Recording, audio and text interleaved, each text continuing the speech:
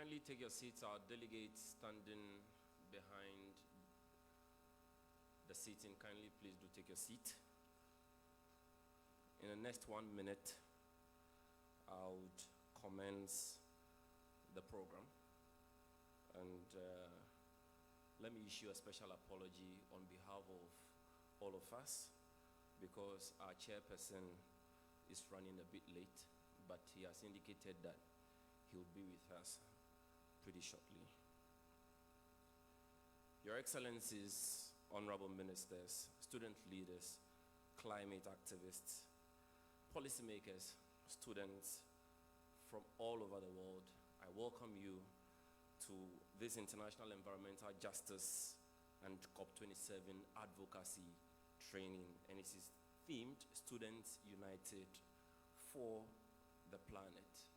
And this is a pre-summit that has been put together, and I am sure that this is the first of its kind, and there is a reason for the Global Student Forum for coming up with this, and also ensuring that we get delegates from over 15 countries, almost 60 of them, coming from Honduras, Sweden, Austria, Denmark, Kenya, Nigeria, Latvia, Uganda, Zimbabwe, Pakistan, Ghana, New Zealand, Chile, and Brazil.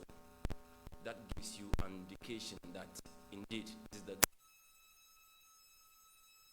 forum, and they have a very simple task over the next couple of days to share experiences around collaborative mapping, climate justice, climate injustice, advocacy, and developing a common and shared understanding around climate issues. And the highlight of this 3 or 4 day program is to constellate the major happenings, considerations, debates into a joint statement for climate justice for the global youth that should be presented to the heads of states and meeting in November later in a year, where the COP27 will be taking place.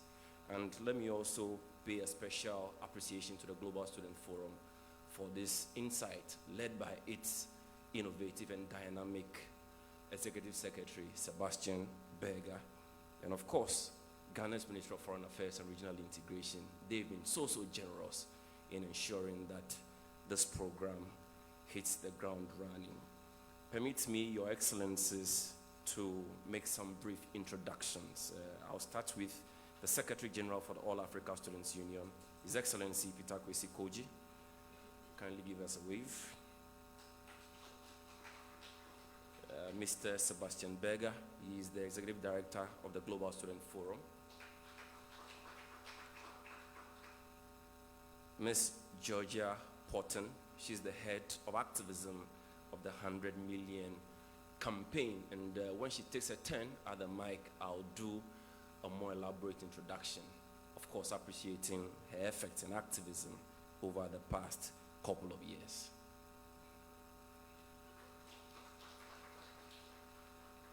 And of course, His Excellency Abdurrahman Diallo, who is the head of office and representative of UNESCO to Ghana. Welcome, Your Excellency. And our chairman, the Deputy Minister for Education, he would soon be with us, Honorable John Ntimfojo. And of course, introducing one of our favorite ministers and one who is credited for leading that groundbreaking free SHS in Ghana, Honorable Dr. Matthew Opoku Prempeh.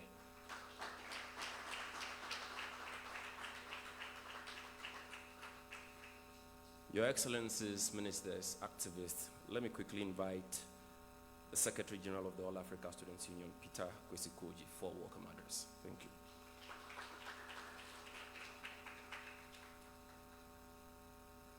Thank you very much. Good afternoon to everyone. Excellencies, I would stand on the existing protocol. I would want to, I think on hindsight, what I'm coming to say is more of a vote of thanks than it is welcome address. And I think that for the simple reason that I imagine I'm the least competent in the persons here to do a welcome address. I see that there's a NUCS president here, and I do understand that students haven't gathered in his territory, I think that it would be good that he does welcome all of us. And also there's the Minister for Foreign Affairs as representative, and I imagine that because we're doing this under the auspices of the Ministry of Foreign Affairs, again, I'm sure that they would be able to welcome all of us in the way that we imagine we should.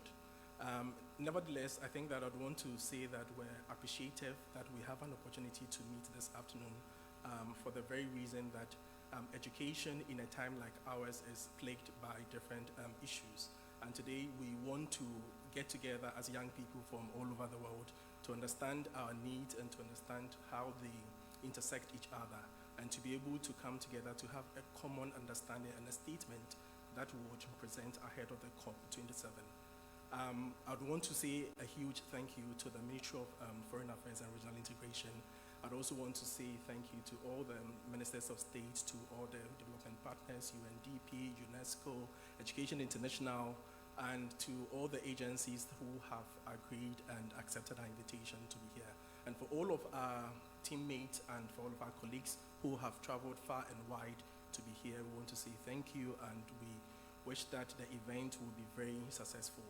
For the welcome note, I'm sure that we'll get to hear that Ghanaians are very hospitable people, and I'm sure that in the last couple of hours, I'm sure you have seen that. And so you're welcome to this event, and when it's the turn of the NUC's president, I believe that he would do the auspicious task of welcoming all of us. So colleagues, thank you very much, and you're welcome to Ghana.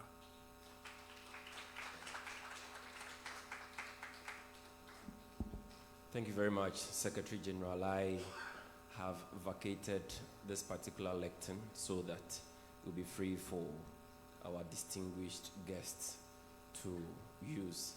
I have assumed my microphone now, and the next person I'll call is our NUC's president, His Excellency. Dennis, kindly come up and welcome all of us.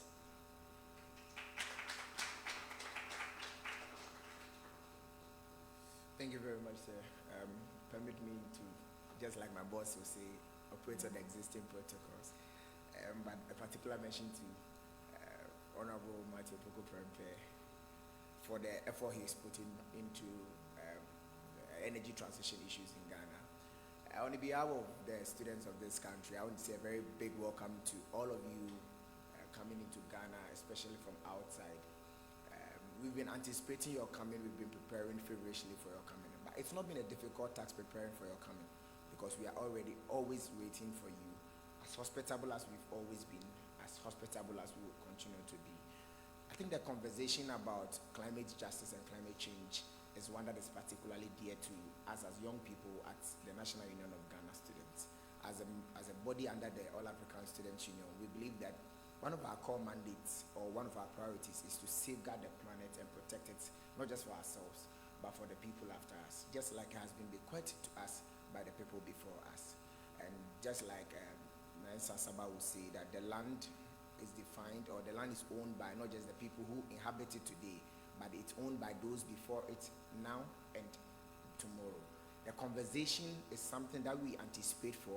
We hope that it will be fruitful within this number of days. We hope that the lessons that we will share and would cross-share amongst ourselves will be something that we will carry into the future. One thing we would want everyone to take out as the National Union of Ghana students is that whatever the decision will be, remember that the floods that took away Amando's wife and 5-year-old son in Venezuela some few days ago is something that could happen to you. The flood that happened in Florida that took away a lot of properties and a lot of life is something that could happen to any of us. And as young people, we must be particularly concerned about the future and the issues about climate change. Colleagues, once again, on behalf of the 10 million students of this country, I want to say a very big welcome to you, and do enjoy your stay. Whatever we must do, we will do to ensure that your stay is fruitful. God bless you. Thank you. The President of the National Union of Ghana Students. For the purposes of protocol, my next group of speakers, Her Excellencies, Honorable Ministers, you would have to pardon me I would have to briefly introduce them. So the next person is the director of the Global Student Forum. He previously held the office of the Vice President in the European Students' Union and was a founding member of the Global Student Forum Steering Committee. He has been an active member of the international student movement for years, holding various leadership positions on the local, national, and international level. Alongside his activism in student politics, he serves as the treasurer of the 100 Million campaign, where he advocates for access to quality education for all and putting an end to child labor. Your Excellencies, ladies and gentlemen, kindly welcome to the podium Mr. Sebastian Berger, the Executive Director for the Global Student Forum. Thank you very much, Elam.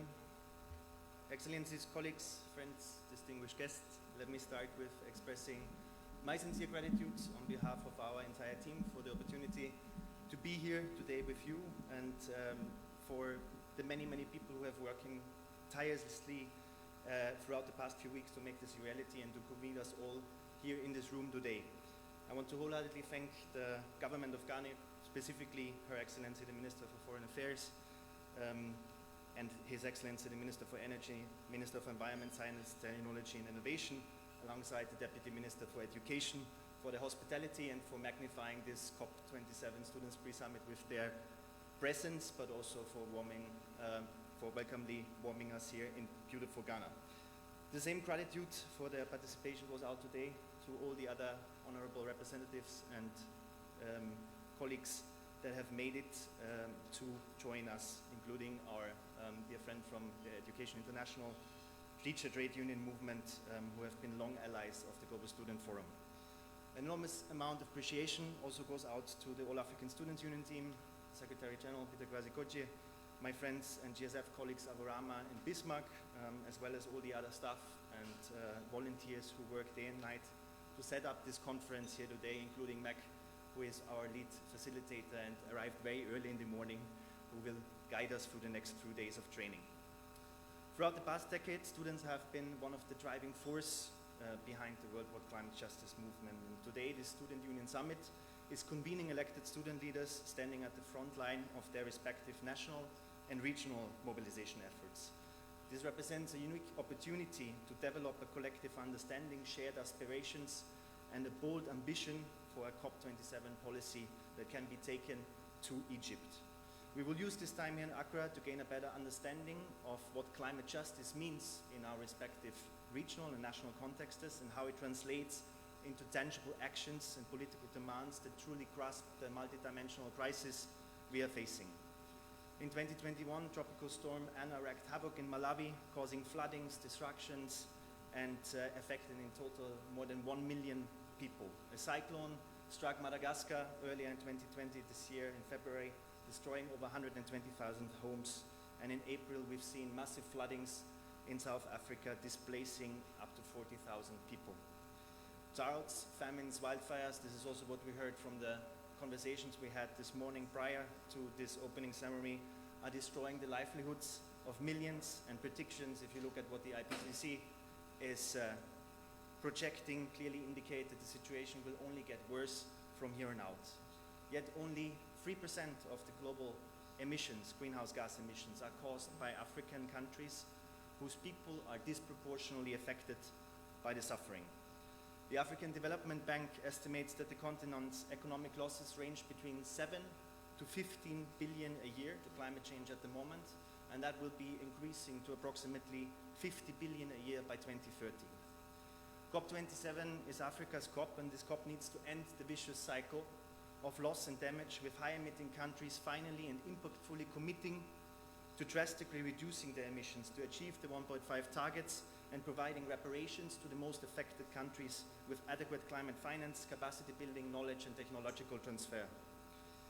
This year's Conference of Parties needs to pave the way for the operationalization of a finance facility for loss and damage under the UN Framework Convention on Climate Change to address the financing gap that we have with predictable resources which would be separate from climate finance adaptation.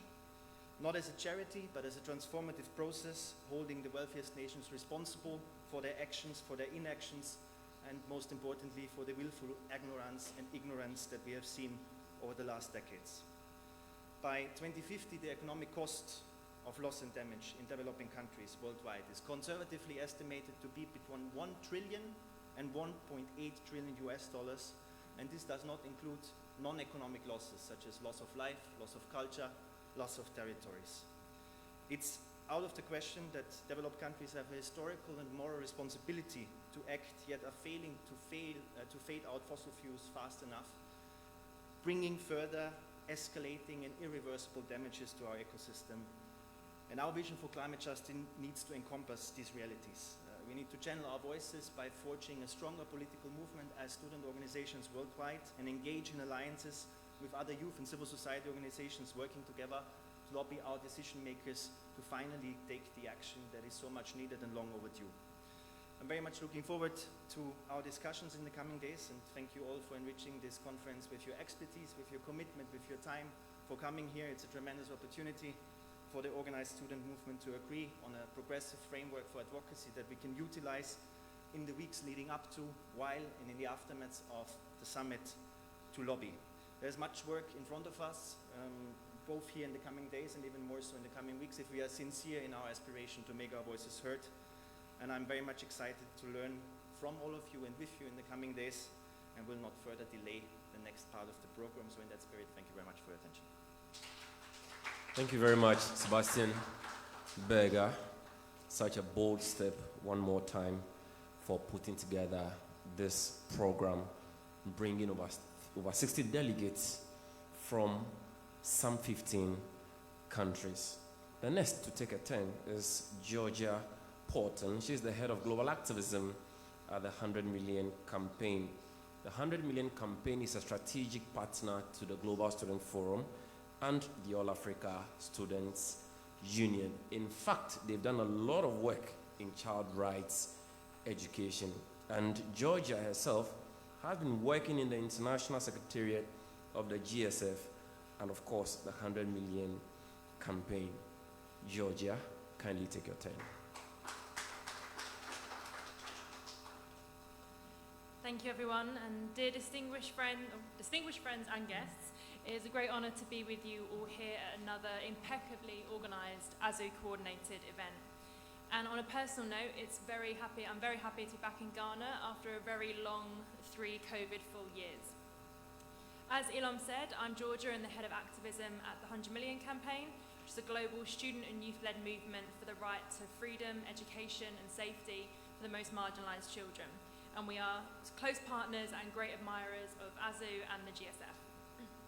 At 100 Million, we believe strongly in not just saying, but acting in solidarity, and understanding that our liberation is bound together, and that all of us and all the issues we fight for are deeply interconnected. That's why we're here at the COP27 Student Union pre-summit, because without climate justice, there can be no other form of any other type of justice. We're also here in recognition that the root causes of the climate crisis are the same as the root causes for so many global injustices that disproportionately impact the most vulnerable citizens of our world. Greed of the few at the expense of the many, the pursuit of never-ending profits over human lives, and the immoral apathy and willful ignorance of the richest countries, corporations, and people. Staggering economic inequality in our world is mirrored by the inequality of responsibility and vulnerability to climate change. A single country, my country, the UK, emitted more carbon dioxide in the last century than all 54 African countries put together, despite having a fraction of the population. Yet every single country in sub-Saharan Africa is more vulnerable to climate change than the most vulnerable country in the EU. A report will be publishing later this year on the discrimination that the African continent faces in the international system, discusses the absolute farce that is the broken promises on climate action, and particularly on climate financing. And I'm sure, as many of you will know, there are very few things that are as overpromised and underdelivered than financing from high-income countries to low-income countries. But even if they stuck to the promises that they made, this still wouldn't be good enough. There was a critical agreement way back in 2009 at COP15 that $100 billion would be made in new annual climate financing for developing countries by 2020, in addition to aid. Not only has this promise not been met, the majority, 80% of what has been delivered, came in loans, not in grants, which has just simply added to the debt burden of many developing countries. And more importantly, I would argue, most of this new funding came from existing development financing commitments, which diverting much needed funds from health and education. Addressing the climate crisis should not come at the expense of delivering other rights. There is enough money in the world to adequately address all these challenges if the wealth is redistributed fairly and reparations paid. Just as these stats always shock me, but global wealth grew by over $10 trillion since the start of the SDGs, and there was a new billionaire created every 30 hours during the pandemic. This is not a race to the bottom, and nor should it be. And the student movement is at the forefront of this, refusing to accept this injustice. And I'm not going to repeat what is likely to be said multiple times throughout this summit. The students have been critical actors in the fight not just for climate justice and for free quality public education, but human rights, anti-colonialism, civil rights, democracy, equality. And it was no accident that when 100 Million was founded just 5 years ago, ASU was one of the first partners that we reached out to, and we supported from the very beginning the establishment of the GSF. It was a strategic political decision of an organisation that wants to contribute to building sustainable transformational change. And doing that just isn't possible without the organised, democratic and representative global, regional, national and local student movement. And we've worked together for years now, united in our shared vision that a better world is possible through endless meetings, events, mobilisations, advocacy campaigns across time zones and now even a pandemic. And we're proud to continue to be standing here beside colleagues, comrades and friends from Africa and beyond for climate justice. Thank you, and I look forward to learning from you all over the next few days and amplifying what we build together. Thank you very much, Georgia. And of course, your advocacy, especially collaboration between the youth and student leaders across Africa, Asia, and Europe has been noticed. Special mention is made of your successful mobilizations for social justice and human rights across the world, from informal settlements in Kenya to the German parliament. Thank you so much. Let me quickly welcome His Excellency Peter Smith van Gelder, who is the Deputy Ambassador, the delegation of the European Union to Ghana. Welcome, sir. And Dr. Dennis Signolo, who is the Africa Regional Director for Education International. Welcome, Your Excellency. And Mrs. Joyce Asamoah Cranting, who is the Director for the Multilateral Bureau, Ministry of Foreign Affairs and Regional Integration. Madam, you're welcome.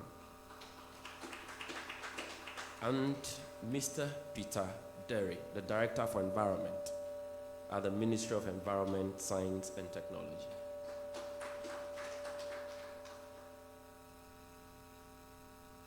All right.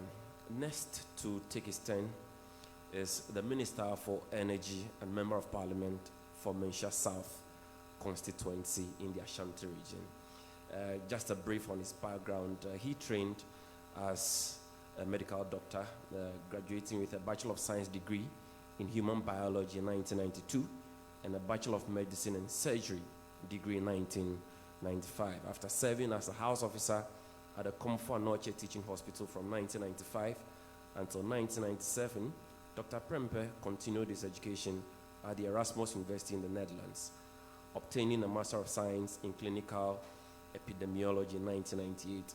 He proceeded to the United Kingdom to work, becoming a member of the Royal College of Physicians and Surgeons in Glasgow in 2002. He returned to Ghana in 2003 to pursue a career in business and politics. He previously served as the Minister of Education, who is credited with the groundbreaking free SHS program. Your Excellencies, Honorable Minister, kindly take it.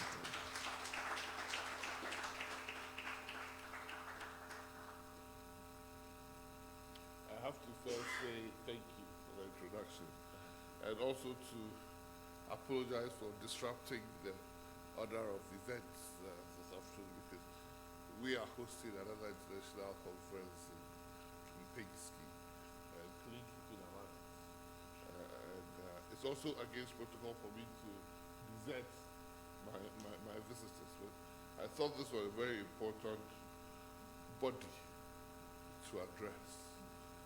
Because all that we do, we politicians say it's for the future generation. And the future generation, the generation I'm speaking to, the world belongs to them, and they should make the world as they wish it to be. Mr. Chairman and Honorable Ministers, Excellencies, students, student leaders, student activists, and all other protocols observed. I am honored, truly, to be invited to address the Global Students Forum and the All Africa Students Union Summit.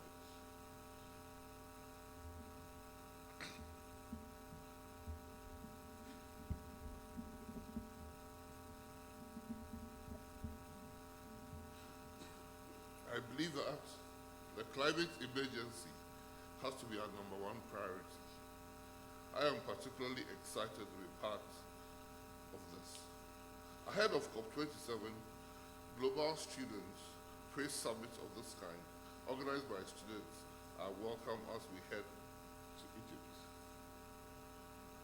Climate change has risen to the forefront of global conversations and is now widely acknowledged as a challenge that requires coordinated actions on the global scale. Concerns have grown as the effects of climate change have become more obvious across nations. Parts of Europe and North America have experienced some of the warmest summers on record, and traditionally cold regions have experienced heat waves that have never been seen before. It has been identified that the use of fossil fuels is a major contributor to global greenhouse gas emissions, which leads to climate change. So I was wondering why I was being called as the Minister for digging fossil fuels from the ground to address students. Really. I thought somebody was putting the first one on me to come here and be pelted with eggs and tomatoes. Education, I believe, must be a central part of this international response to climate change, to empower students with the knowledge they need to fight the crisis and adapt to its impacts. Movements that promote environmental sustainability and consciousness are gaining momentum in parts of the world, including Africa. To see that students' organizations, both globally and regionally, are already leading the way is inspiring and reassuring. I therefore congratulate the team and the leaders of the student organization that have put this event together. Mr. Chair, the impacts of climate change have long been researched, analyzed, disseminated worldwide. The solution identified is move towards 100% clean energy technologies, which are significant public health benefits. Such technologies include wind, solar, hydro, and nuclear energy, and also the carbon capture as a technology to decarbonize the natural gas to power sector. Recently, we are also hearing of hydrogen. The recent push for accelerated energy transition has received significant support from global stakeholders, as every country is being asked, what are you doing in your small corner for the global catastrophe ahead of us? Some governments have pledged not to support funding for oil and gas, and have also adopted a policy to end the sale of new petrol and diesel cars in the new term, whilst at the same time promoting electric vehicles. Other governments have halted new oil and natural gas development and have reviewed permits of existing fossil fuel development. They have also set a goal to reach 100% carbon pollution-free electricity by 2035.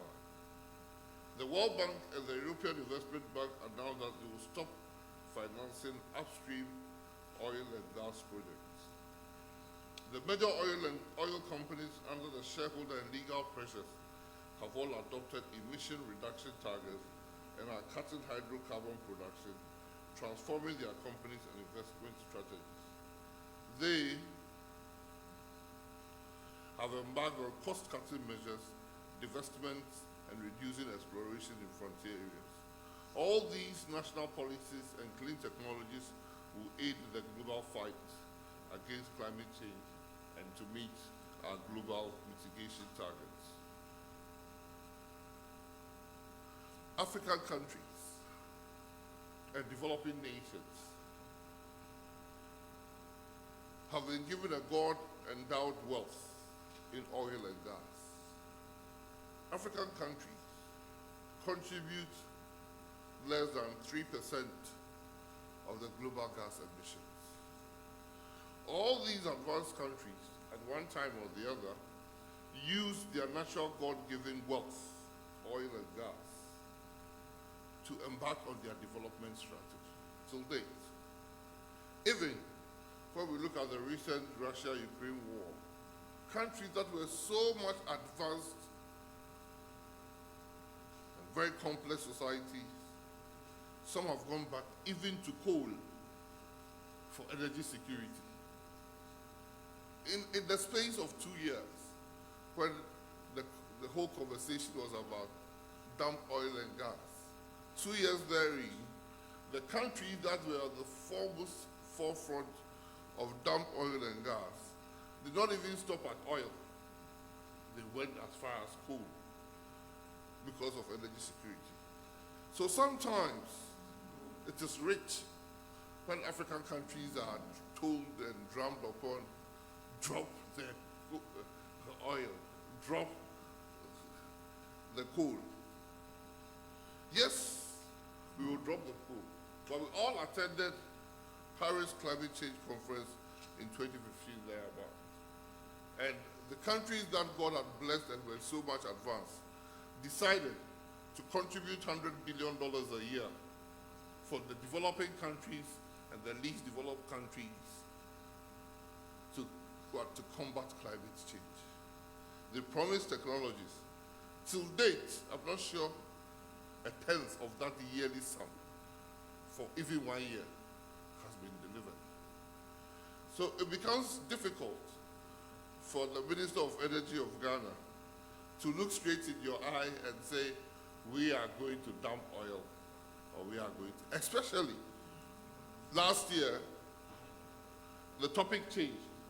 It was no longer dump oil. It said, oh, all of a sudden gas has become a fuel of choice called the transition fuel.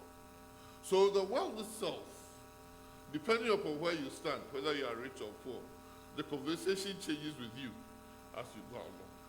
What we are promising the world from Ghana is that, yes, we will launch our national transition plan in COP Egypt in 27 in Egypt in the next few weeks. A detailed plan that shows Ghana's transition to net zero. And we hope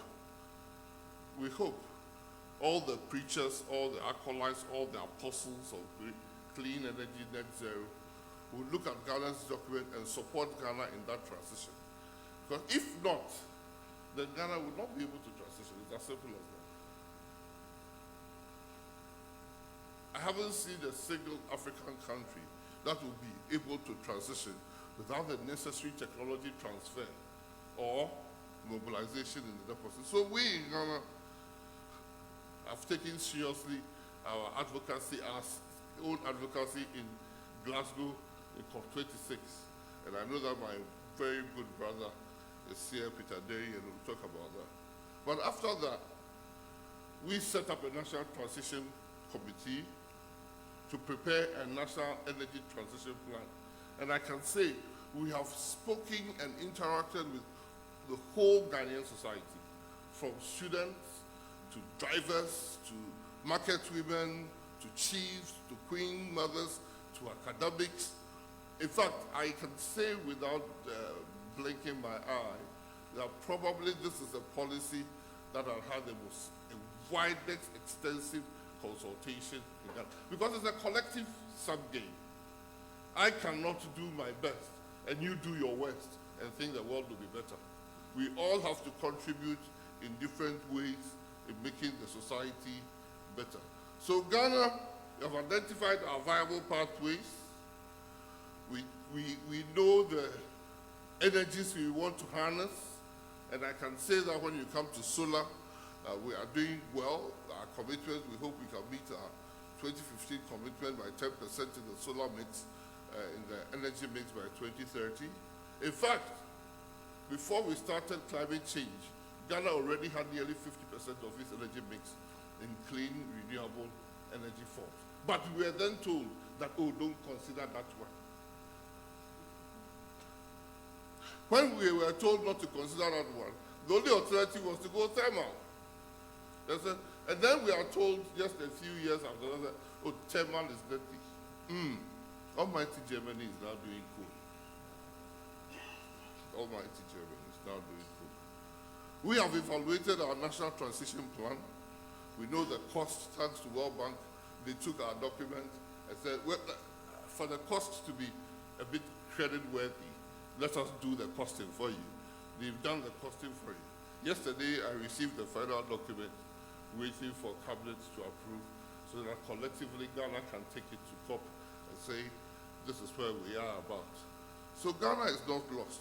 But we are also very much aware of our energy security.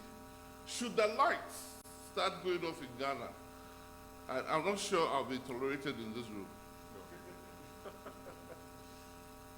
We have 87% electricity penetration rate, but it's not good enough for us. We want to get to 100. We want to first meet the SDG goal of 90% in a few years' time and get to 100%.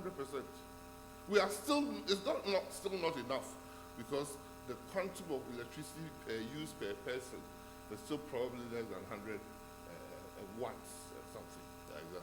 So we want to also develop. And actually, it's our right to develop. And so for those who preach, we have our Bibles ready. And that is why the word in the theme makes so much sense. Justice. It's important. You cannot say, I'm being fair, let me keep mine, and you don't do yours. No. When all the gas reserves and confirmed gas reserves in Africa, it's exploited today, it contributes less than 0.5% of global gas emissions.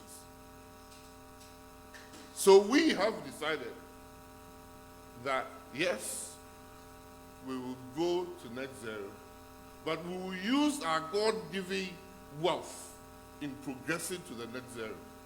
We'll use our oil and gas reserves to progress to net zero. Because in this game, nobody is going to look at your back. Nobody is going to care for you.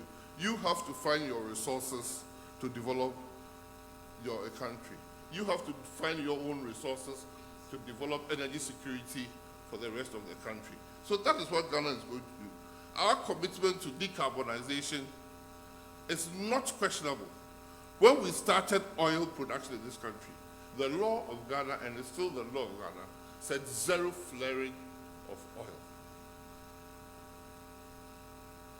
So our commitment, we have amended the laws in the country, our renewable energy laws that was passed, to make sure that every segment of the society, both industry and the public, all contribute their quota. We are green in public buildings. In fact, the first green public building, to serve an example, is going to be built at the Energy Commission, so that a green building, our architects and our designers and our builders would understand what we mean by green building. We have launched EV vehicles in this country.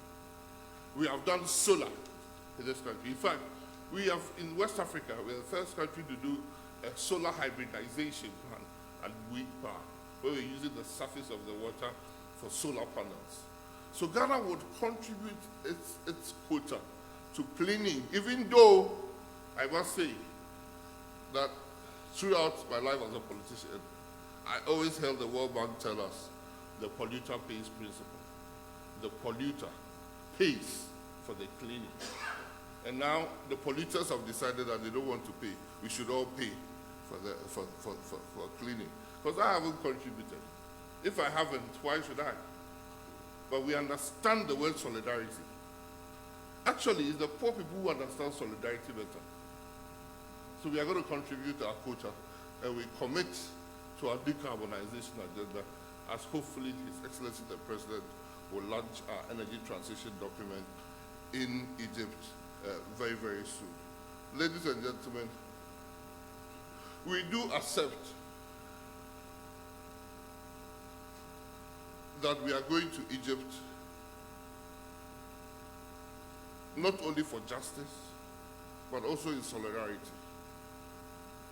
to share the responsibility. Because it's also not fair that because I have polluted to get where I am, you also pollute. Then we are all going to die. Mass extinction.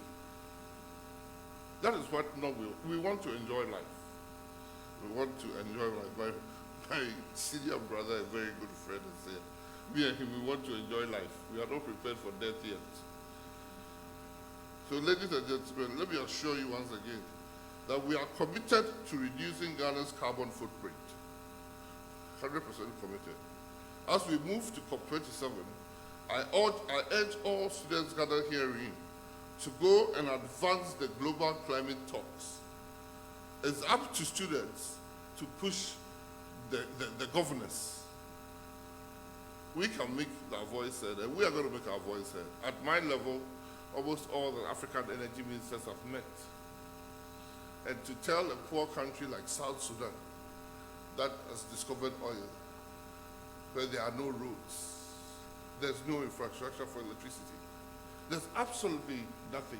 Maternal mortalities way high, no doctors, no nurses.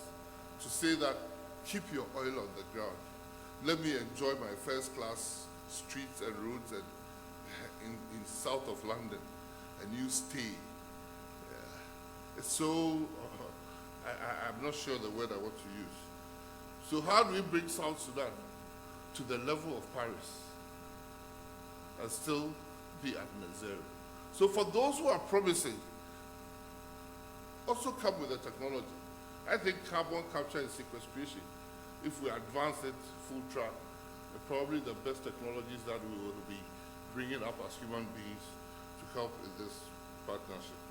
I understand that under your renewed alliances and partnerships, you have made great strides in connecting with educational institutions, international educational organizations, educational ministers in defending the rights of students.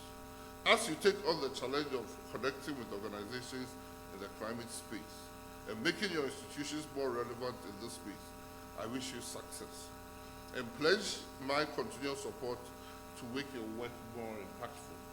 I hope that you can bring your experiences to affect policy at COP27. I wish you a successful summit. Thank you. Thank you. Thank you very much. Thank you. The Honorable Minister will soon take leave of us. He has already indicated that there is another program that he is supposed to be at. But then again, we thank you so much for speaking to issues such as solar hybridization. First time I'm hearing that.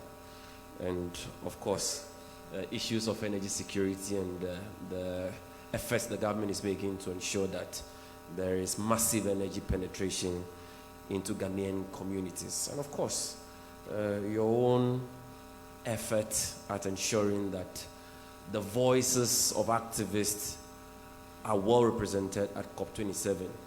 And we have started some mobilizations already to get as many students as possible to Egypt because of the joint statement we'll be signing here, either on Thursday or Friday. And I'm hoping that when we knock on your doors at the ministry, I'm sure you would assist us in getting as many students as possible to Egypt. Thank you very much, your Honorable Minister for Energy, Matthew Opoku Prempeh, aka holding offices of prophet, as well as member of Parliament Select Committee on Foreign Affairs. He has a multidisciplinary background in mining, in economic policy, and international relations. In Tim Fojo is currently a doctoral researcher at the Department of Political Science at the University of Ghana. One of the things I admire about our chairman is a sense of advocacy. COP27 Student Pre-Summit. Indeed, I apologize again for my late arrival at this meeting, as this week also happens to be the National Education Week. I think I'm having a co-chair struggling with me here.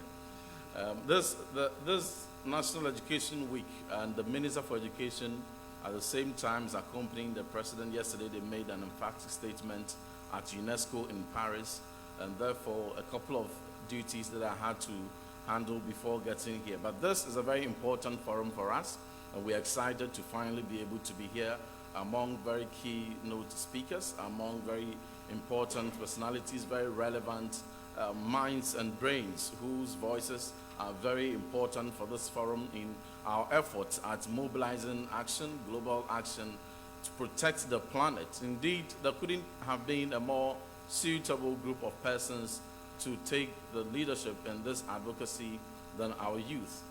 Last year we were at Glasgow. Many commitments were solicited. Many actions were mobilized. And this year we are preparing to go to Egypt.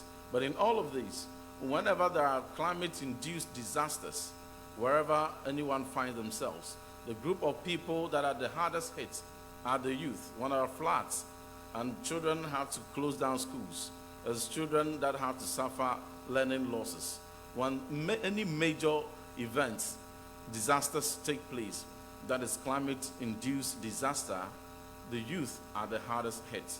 And therefore, we must be the ones to rise up and to champion the advocacy and to ensure that we solicit the right commitment, we solicit the right actions, and we hold people accountable, nations and governments and organizations accountable to ensure that we position our planet in a sustainable manner, in a manner that generations will come and see it in a befitting manner. And therefore, I gladly accept to chair this forum.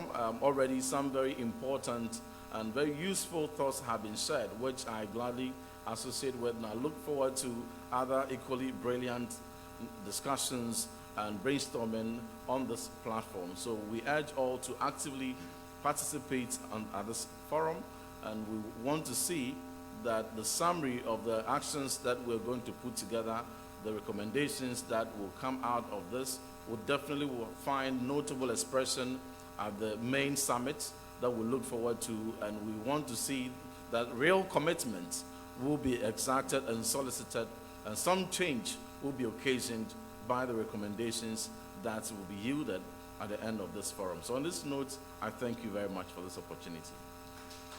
Thank you very much, Chairman, for doing us the honors. Just gone by, I made some introductions, and it's only pertinent that I quickly mention those distinguished personalities who have joined us this afternoon.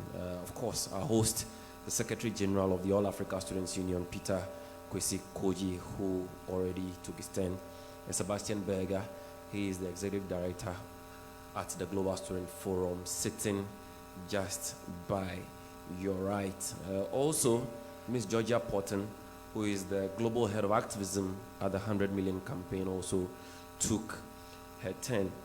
And yet to come is His Excellency Abdul Rahman Diallo, who is the Head of Office and representative of UNESCO to Ghana, calmly seated, waiting for his turn. His Excellency Peter Smith Van Gelder is the Deputy Ambassador, and he leads the delegation of the European Union to Ghana. Dr. Dennis Signolo is the Africa Regional Director for Education International, and just joined us is Honorable Henry Kokofu, who is the Executive Director at Ghana's Environmental Protection Agency, EPA. And just left us is Honorable Dr. Matthew Opoku-Prempeh, who is the Minister for Energy. And representing the Minister for Foreign Affairs and Regional Integration is the Director for the Multilateral Bureau, Mrs. Joyce Asamoah Cranton, and Mr. Peter Derry, who is the Director of Environment at the Ministry of Environment, Science and Technology.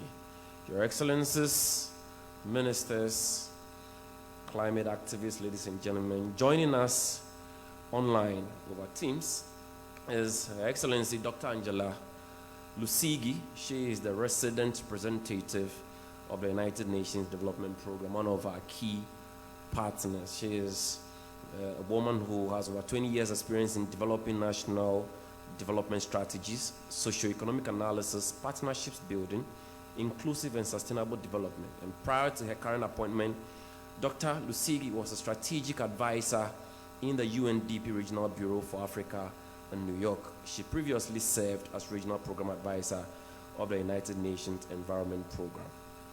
Ladies and gentlemen, she's online now. Technical team, are we clear to have her? All right. I introduce to you Her Excellency Dr. Angela Lucidi. Thank you very much, and good afternoon. Mr. Chairman, Your Excellencies, ministers represented here, dear student leaders, ladies and gentlemen, I would have loved to join you in person, but thank God for technology that I can still be present virtually. It is my distinct pleasure to speak to you today on behalf of the United Nations Development Program, and I commend all the organizers of this pre-summit and the Global Students Forum for this well-structured program. I am delighted to address this important gathering of change makers, both young and those of us who are not so young, but we are young at heart. Mr. Chairman, on the 12th of August, the United Nations marked the International Youth Day 2022 under the theme, Intergenerational Solidarity, Creating an Equitable World for All Ages. And I must say that this meeting is a true reflection of the theme. Indeed, the discussion that you will be having on unpacking the impact of climate change on education cuts across generations. I congratulate all of you who heeded the call to represent your countries, your regions, and institutions to contribute to this noble cause. As UNDP, I'm glad to say that we're invested in fostering inclusion and an integrated approach that creates the enabling environment, tools, and platforms that allow youth and people of all ages to contribute meaningfully to the advancement of the SDGs. And we are collaborating with young people in Ghana and across the world to do more, to design and implement innovative solutions to address a climate crisis which threatens the achievement of all the SDGs. We are proud to see how young people are mobilizing their communities to accelerate urgent action and concrete actions as well. Your contributions and your commitment to contribute meaningfully to all efforts to address the climate emergencies, as was mentioned, is a ray of hope for our generation. Indeed, we stand with the organizers of this event in placing our attention on the impact of climate change on youth and your ability to decide on the present and the future everywhere. Our latest Human Development Report speaks to uncertain times and uncertain lives, and how to shape our future in a rapidly transforming world. And I think you'll agree with me that climate change is increasing the levels of uncertainty about our future, in addition to the other intersecting uncertainties from COVID-19, as well as the cost of living crisis. So your discussion today and over the next few days will help to shape important actions that we need to take today to help people to adapt and also influence how nature responds.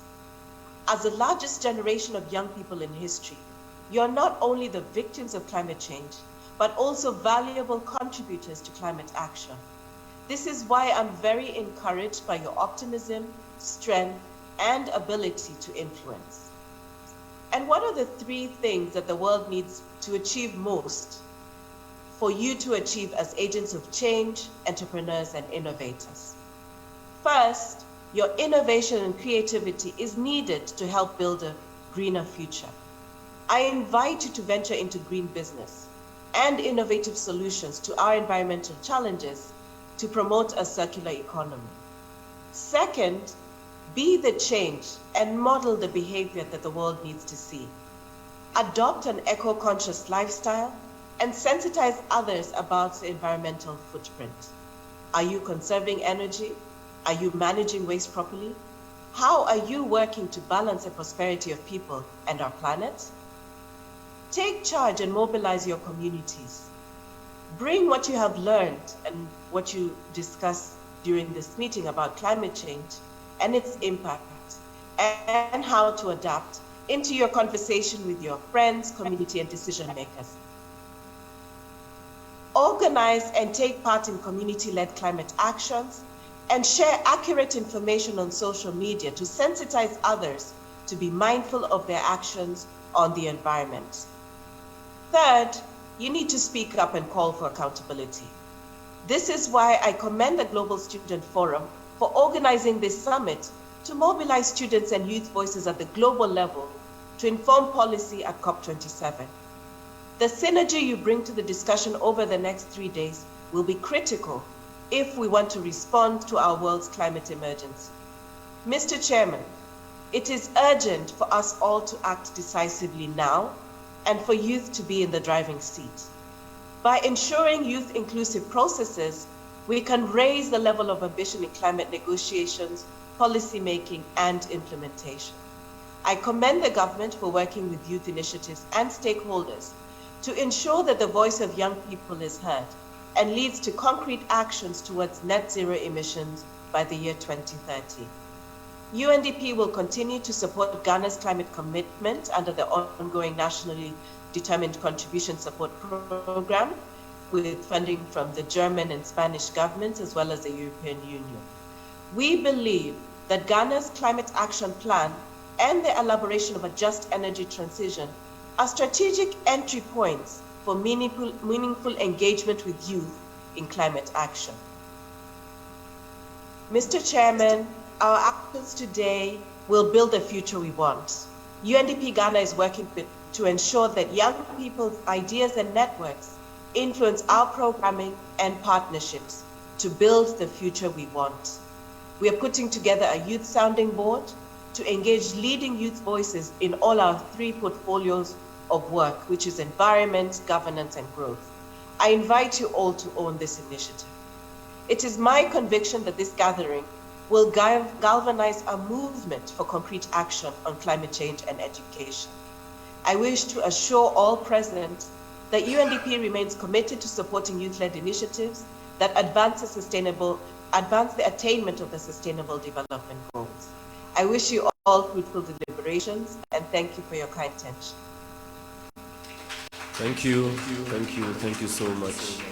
And thanks to our technical team for getting us that flawless video from Her Excellency Angela Lucidi. Before I introduce my next speaker, let me, of course, honorably welcome to Ghana Mr. Yusuf Wulenga. He is the national president of the Ugandan National Students Association. Mr. Wulenga, you're most welcome to Ghana. Mr. Brian Okori, he is also the national treasurer, of course, accompanying his president at the Ugandan National Students Association. Mr. Anthony Manyara, President, East African Students Union. Welcome, Your Excellency. And of course, I need to pay special respects to my chargée de bureau, Madame Jemila Mamshi Bawa. She's standing behind, of course, always doing the work, and this is one of her manifestations.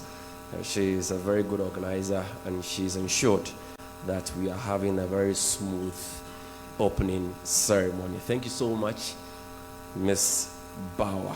Quickly, I would invite His Excellency Abdurrahman Diallo, who is the head of office and representative of the United Nations Education, Scientific and Cultural Organization, UNESCO, to Ghana. He has been with UNESCO since 1994 as a consultant in the field of international business. He comes to the UNESCO Accra office with a vast experience in leadership positions, having previously served as the head of office and representative of UNESCO in Kinshasa, in the Democratic Republic of Congo, the DRC, and Brazzaville in the Republic of Congo. Mr. Diallo holds a degree in engineering from the École des Hautes Études Industrielles in Lille. I hope I didn't sound too bad. A finance and a Master of Business Administration in International Business Engineering from Institut Supérieur d'Éducation in Paris, France. His Excellency, kindly take up the podium. Whilst you take up the podium, I am particularly impressed with the work of UNESCO, having understood the way they have diffused global norms around science education. And I'm also particularly aware that they have done a great job in setting up science resource centers and Council for Scientific and Industrial Researches all over the world. Thank you so much for the work you do at UNESCO. Kindly take your turn.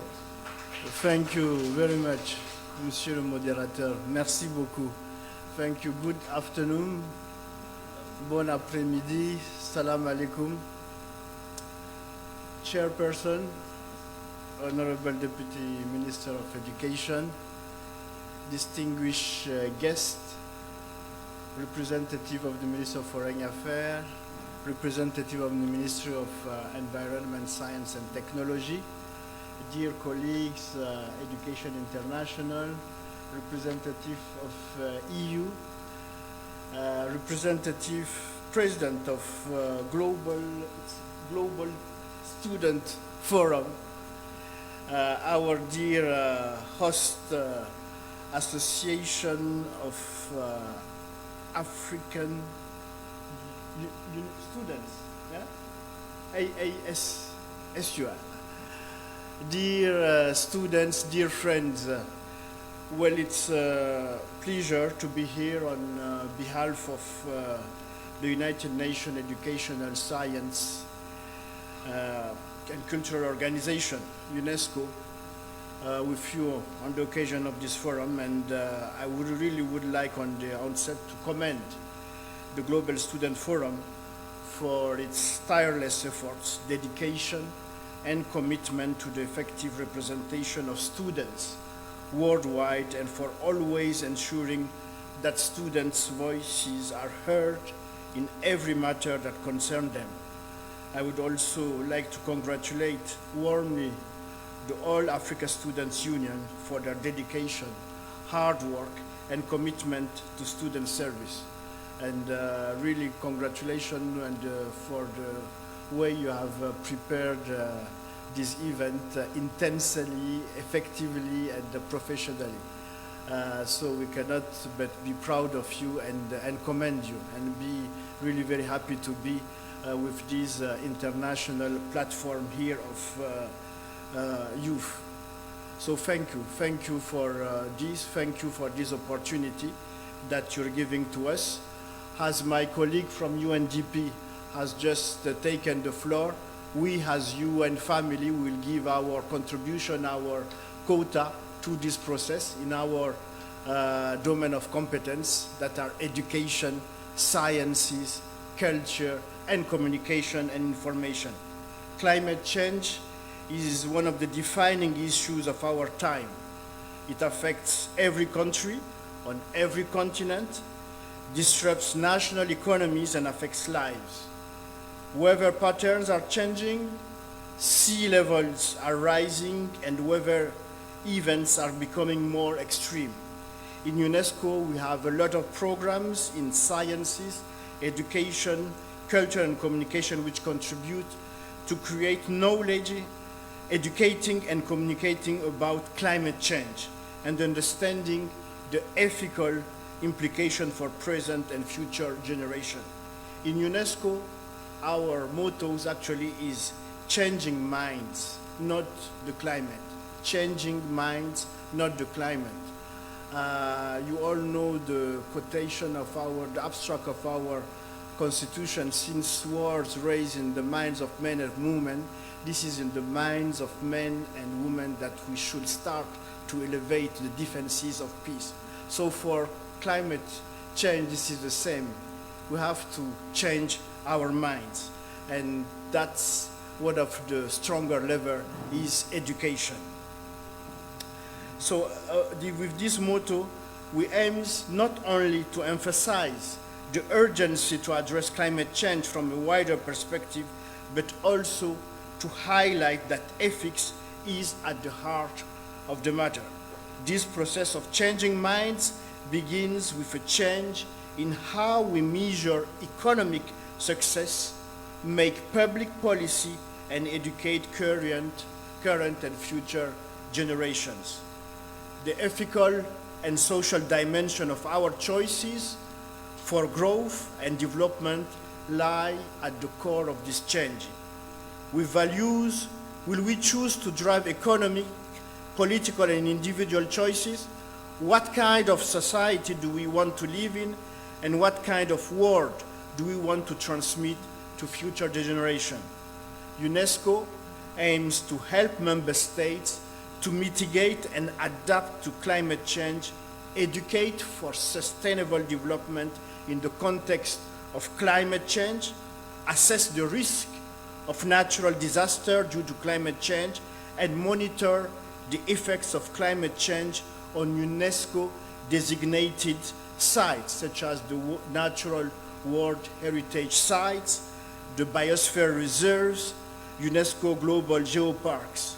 Yesterday, the President of Ghana in front of the Executive Board of UNESCO reminding the Emperor first one of education. He reminded that education should remain a global development priority in spite of all the challenges and the crises.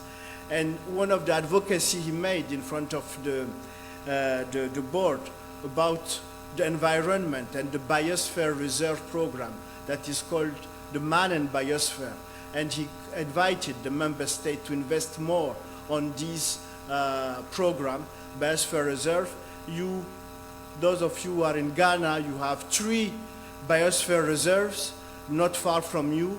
The Sangor reserves in Ada, the Bia reserves of biosphere at the border of Côte d'Ivoire, and Lake Bosomtwe.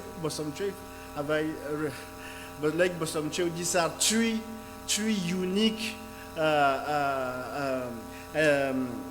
natural places where we have a rich biodiversity, and they are laboratory really for the sustainable development. So we encourage this work with these sites, but I can also mention that here in Ghana we have 2 natural sites that are on the tentative list to be acknowledged as World Heritage Site, Mole Park and the Kakum Park. They are on the tentative list of Ghana, so they have the potential to reach this prestigious list of the World Heritage Sites. So these are ways to promote low carbon economies, for instance, through the sustainable use of renewable energy sources. Just wanted to remind, well, UNESCO in 2017, we adopted a strategy for action and climate change, which outlined UNESCO 4-point strategy to support member states to adapt to climate change and mitigate its effects on their citizens and territories over the period 2018-2022. This is done in line with member states' nationally determined contributions, NDC, to the 2015 Paris Agreement, and geared towards realizing the 2030 Agenda for Sustainable Development, notably Sustainable Development Goal SDG 30. The objective of that strategy is to enable member states to take urgent action to combat climate change and its impact through education, sciences, culture, and communication in line with their respective national determined contributions under the COP27 Paris Agreement and the overall context of the 2030 Agenda for Sustainable Development and SDG 30. UNESCO recognized that youth and students as one of the major actors in climate action and ensures that steps are taken to empower them academically to contribute to the global target. I can mention our program, of course, that 2 member states gave us the mandate to coordinate the ESD agenda, the Education for Sustainable Development agenda. We are accompanying member states to ensure that ESD is integrated in the curricula. So this roadmap actually culminated last year with a big conference in Berlin, Germany, with a renewed commitment of member states to ensure that ESD is in the curricula. So in Ghana, we are working with NACA, Minister of Education, to ensure that it's done. Another point of entry in education, technical and vocational education. It's also critical in addressing knowledge and skill challenging to achieving the SDGs. More importantly, TVET can transmit the right mindset and attitude among trainees and the future workforce through well-designed education and training programs.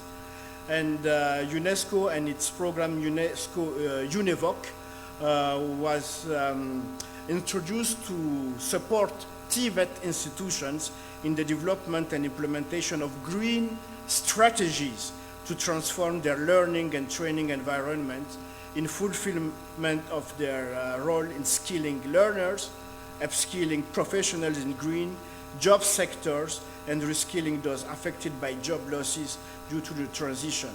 This strategy helps enable leaders and educators to effectively develop institutional green and climate responsive strategies that have a positive impact on society and the labor market.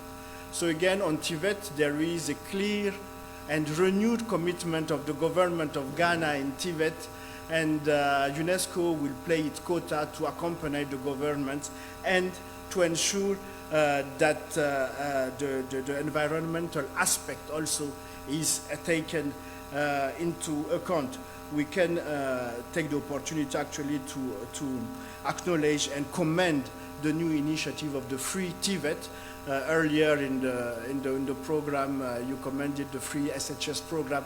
That we have now the free TVET, which will widen the access and give more opportunities for jobs and employment here in Ghana. So I wanted to give those two concrete points of entry, I would say, in education: ESD, education for sustainable development, and TVET. But we always come back to education. Education is key, is critical. We have to come back to contribute to build our minds and to change our behaviors to address collectively this challenge. And I would like to conclude by thanking you again and thanking you for these initiatives.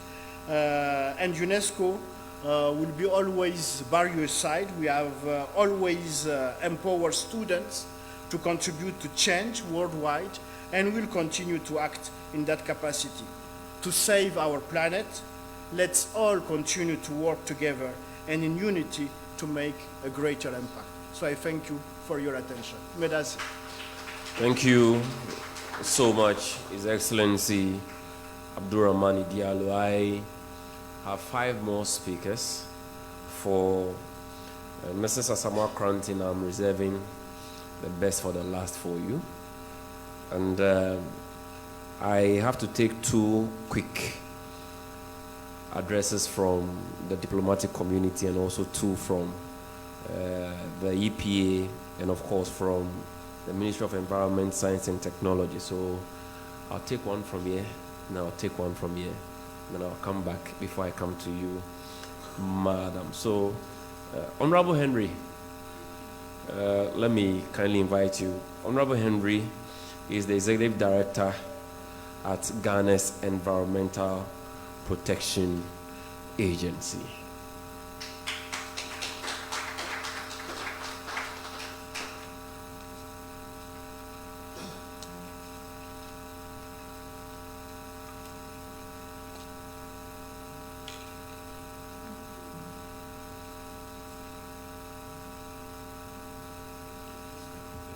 Thank you, NC.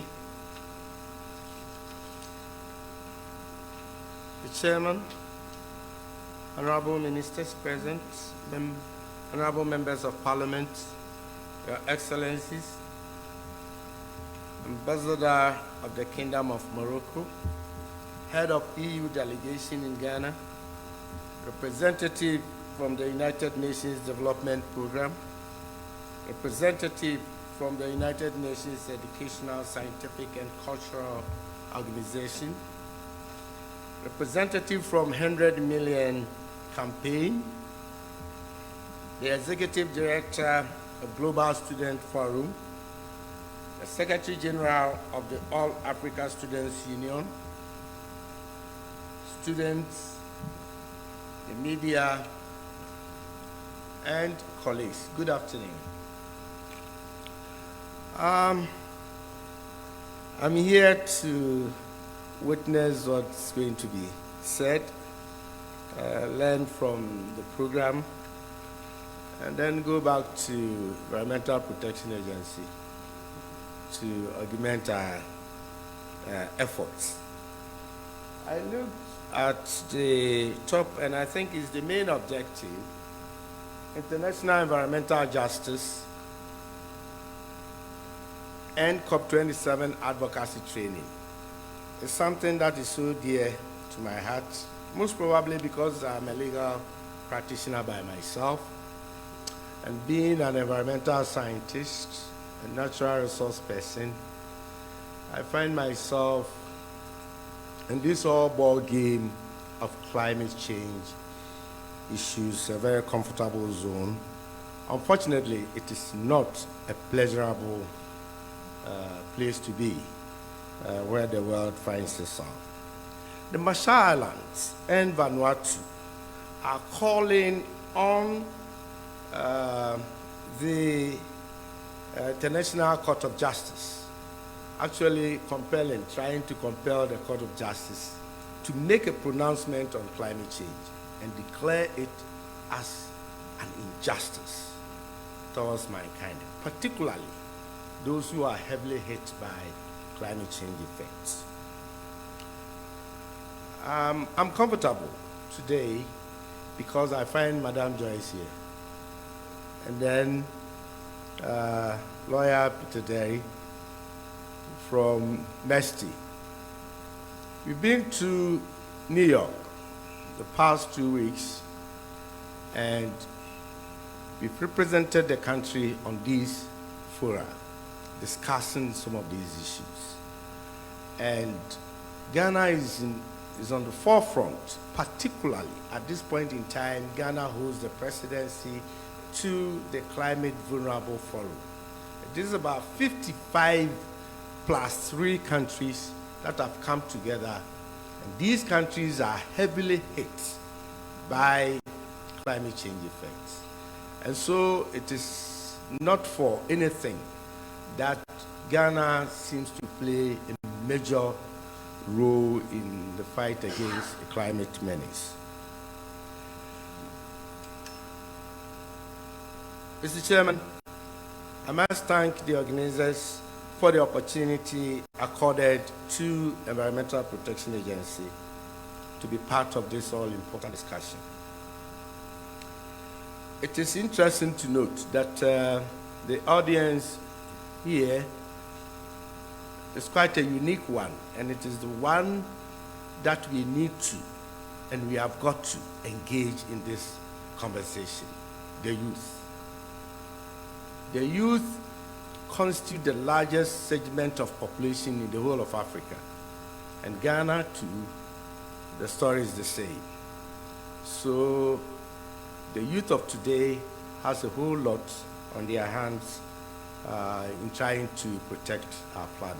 I remember in COP26, Glasgow, the former president of the United States, President Obama, had the opportunity to address the youth of the world. And he made one pronounced and profound statement.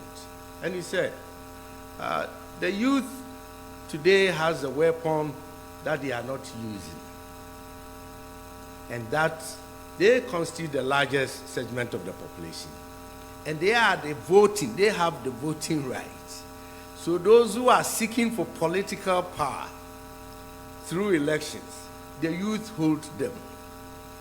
So if the youth can ask politicians seeking for power to comply and make the world work for the environment and the climate change, you'll be able to do so. This is a tip. This is a free consultancy. Or otherwise, the organizers must see me for a bill. Ladies and gentlemen, Environmental Protection Agency is under the Ministry of Environment, Science, Technology and Innovation, MESTI, and that is a known fact.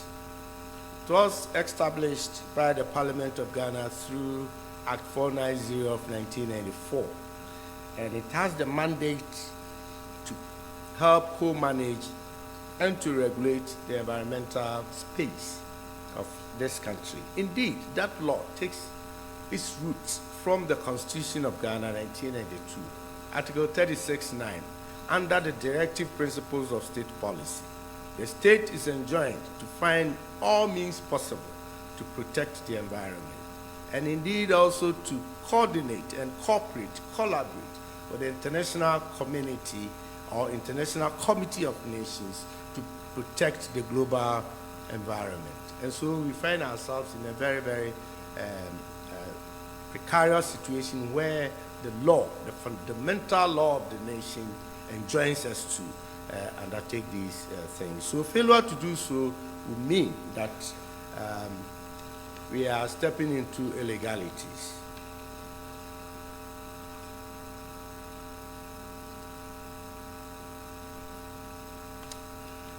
As emphasized by the Honorable Minister of Environment, whose representative is here, my uncle, Dr. Kwekwe Frie, he said, and I quote, "We are in an era where climate change is a development issue, which is increasingly affecting many developing countries, including Ghana," unquote.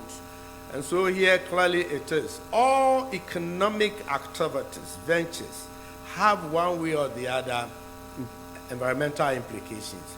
And so you cannot run away from development through infrastructure, whatever, without disturbing the environment. And clearly, it is known that we are where we are because of the industrialization era that was embarked upon by our friends and colleagues in Europe and the other developing countries.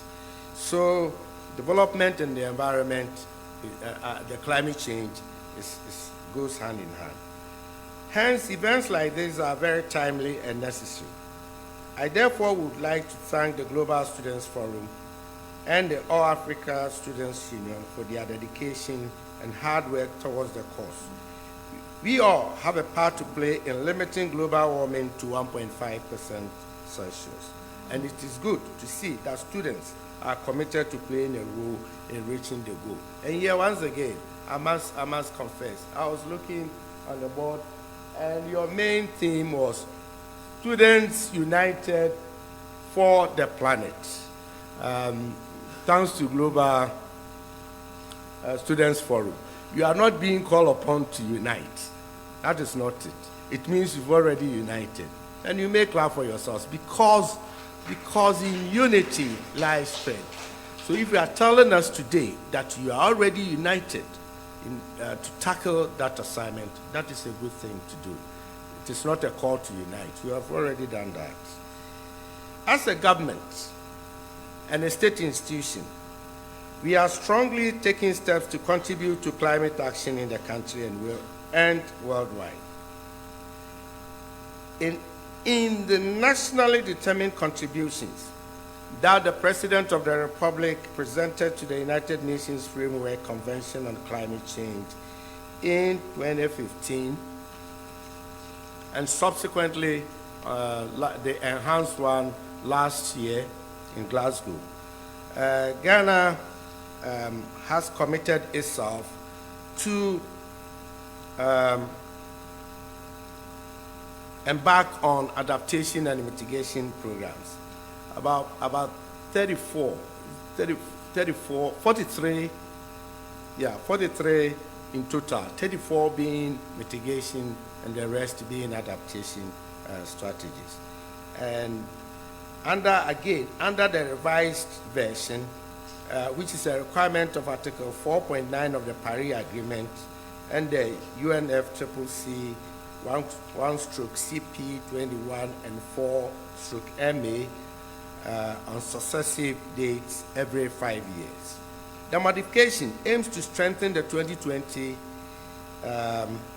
NDC's implementation as the most reliable way to increase ambition and fulfill the promised development, climate, and investment results. Also, Ghana anticipates that the updated nationally determined contributions will play a key role in achieving the long-term national development objectives for the country and the global sustainable development goals.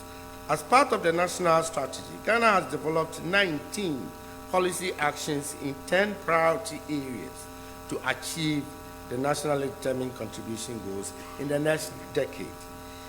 The 19 policy actions translate into 13 adaptation and restoration, and also to provide smart and safe communities. Ghana expects that implementing the 19 policy actions will achieve the following by 2030. Generate absolute greenhouse gas emission reductions by 64 million tons of carbon dioxide equivalent. Avoid at least 2,900 premature deaths per year, and also it goes on and on. Now, to show how interested and concerned we are about climate action, at COP26 in Glasgow, the Environmental Protection Agency hosted a Ghana Day event where all state institutions and agencies involved in the climate change discussions displayed their specific initiatives and participation. Many attendees described this event's massive attendance as striking and meaningful. And indeed, we cannot but to continue and improve upon when we get to Egypt come next month for the COP27. So preparations are heavily underway. To emphasize the relevance of students in climate action strategies and their role as stakeholders, Ghana, during the 2019-2020 academic year, introduced climate change into its educational system at the primary and junior high school levels. And we hope to extend the program to the senior high school and the colleges of education levels. Teachers have also been provided with teaching and learning materials to assist them in teaching their students climate change actions. According to the United Nations climate change, Africa has made great efforts in driving the global climate agenda. This is demonstrated by very high levels of ratification of the Paris Agreement. Over 90%, many African nations have committed to transitioning to green energy resources within a relatively short time. Clean energy and agriculture are, for example, prioritized in over 70% of African nationally determined contributions. This ambition needs to be an integral part of setting the economic development priorities of the continent. Ghana is one of the African countries making great efforts to drive global climate action, as we are all witnessing. And we are doing our best, and I believe we are doing well as government in trying to push this agenda. Other stakeholders are also playing their roles, and we do appreciate that. But the importance of students, and for that matter the youth, in this process cannot be overemphasized. I've already talked about the numbers in terms of population. And then also, if you quantify the energy, the exuberance that resides in the youth, you will appreciate the point that the youth has an important role to play. Our colleagues, our brothers and sisters who are engaged in the illegal mining, doctoral research done by my good self showed that about 85% of them more than constitute the youth. So the kind of energies that are being put into that destructive venture, if it were to be harmonized, or if it were to be harnessed into more productive segment, you will see how important the youth will be. So I'm certain that each student's organization here is actively involved in one or more climate action projects. I'll urge you to continue in this path that you've created for yourself and ensure you do not stop until we see good results. And then, Mr. Chairman, I would like to leave this program, our youth, and then the Global Youth Forum members assembled here with 3 take-homes. Maybe there are suggestions, but I think we need to see how best we can do that. How would you, leadership of Global Student Forum, be able to link up with CVF, that is Climate Vulnerable Forum? The headquarters sits at Netherlands. The presidency is in Ghana. The president, Nana Addo Dankwa Akufo-Addo, chairs, and we have a term of 2 years. Myself, as executive director of EPA, sits in as the special envoy for the presidency. I would like to have that kind of cooperation and then collaboration. That is one aspect. And that would then dovetail into the call by Vanuatu and Marshall Islands, who are members of CVF, calling on for support or advocacy for International Court of Justice to make a pronouncement on climate change.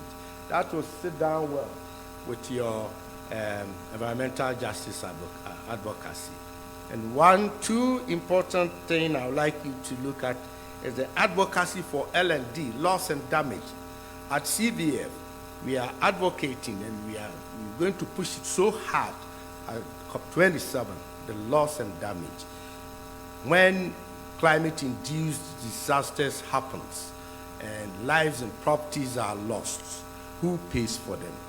This has been a question lingering on around. From New York to Washington to Rotterdam, and I landed in Congo, Dr. Congo, Kinshasa. I was in your country last week. And these have been the conversations going on. So would you align yourself to and then make a voice for this piece of action? Finally, I would like to leave with you an agenda, a comprehensive one, a more workable one, that will look at trying to free the youth of today from mental and emotional slavery in the name of unemployment and insecurity of the future. Thank you very much, Mr. Chairman. Thank you, organizers, for your opportunity. Please do it one more time for Honorable Henry Kokofu from the Environmental Protection Agency. In fact, for the past 2 hours, we've been bombarding you with a lot of speeches, a lot of talks from all our distinguished invited guests. But we need to break the ice. And we have the best persons to do that for us. And they are coming from the Ghana Dance Ensemble, if I got that right. And my understanding is that they have a vast repertoire which they can perform. In fact, they can actually perform anything, any song at all, from all the 16 regions of Ghana. And if you dare them, they would perform additional songs or performances from the West African sub-region. Invited guests, Your Excellencies, ladies and gentlemen, our troop is patiently waiting behind us, and we are ready if you are ready.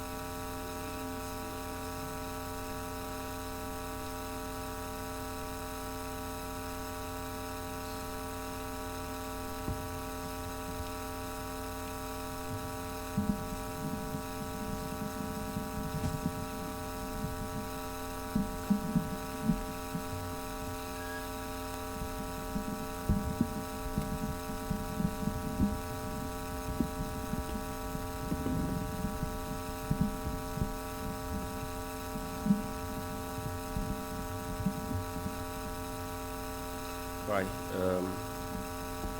Hello? Yeah, thank you, Ghana Dance Ensemble. I would invite Dr. Dennis Signolo to also quickly give his remarks. In fact, he's been kept waiting and he's been patient with us. So, Your Excellency, if you are ready, kindly make your way up here.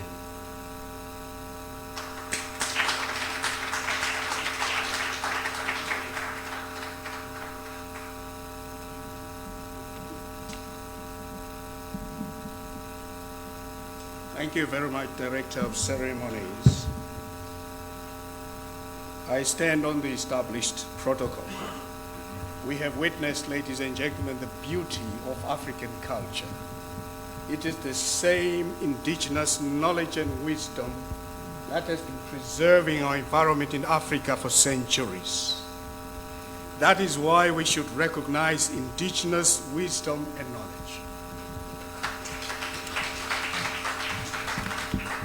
I come from Zimbabwe. In my country, there are trees that cannot be cut. There are animals and birds that cannot be eaten. If you analyze it, in fact, you realize these are endangered species. It's part of the life culture of Zimbabwe today. We grew up knowing you can't cut this tree, you can't eat this animal, you can't eat this bird. And they have been existing for thousands of years.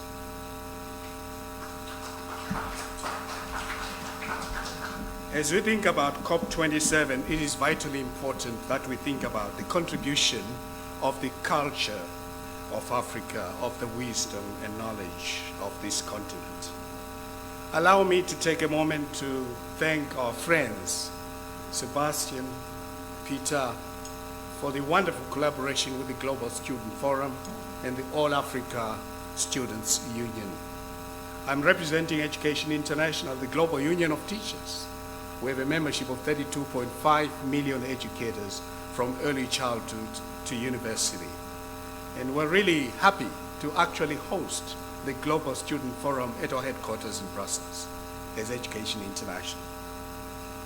I've always said, when educators and students come together, a miracle happens. Miracles happen in classrooms from early childhood to primary, secondary, and tertiary education, including our universities. And miracles happen when we collaborate and advocate for quality climate change education, which is what EI has been pushing over the last several months. We have been urging governments in Africa and globally to guarantee quality climate change education for all our students at all levels of education. Ladies and gentlemen, the climate emergency is real. It is real. I was looking at the most recent 6th assessment report of the Intergovernmental Panel on Climate Change, which is unequivocal in stating that human-induced atmospheric greenhouse gases are the cause of the climate crisis or emergency. Scientists warn that the planet is set to overshoot dangerous limits of temperature rise by 2030 unless massive cuts in greenhouse gas emissions are made today. As educators and students and as partners, we recognize this emergency. That's why it's important that we take action, not tomorrow, but now. That's why it's important that governments take action, not tomorrow, but now. I'm really elated to see the government of Ghana represented in full force in this room.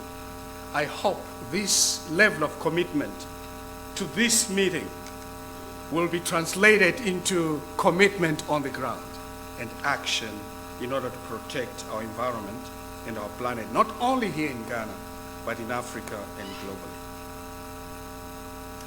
We were happy as educators when an important initiative was taken by the United Nations during the Transforming Education Summit, which happened just a few days ago.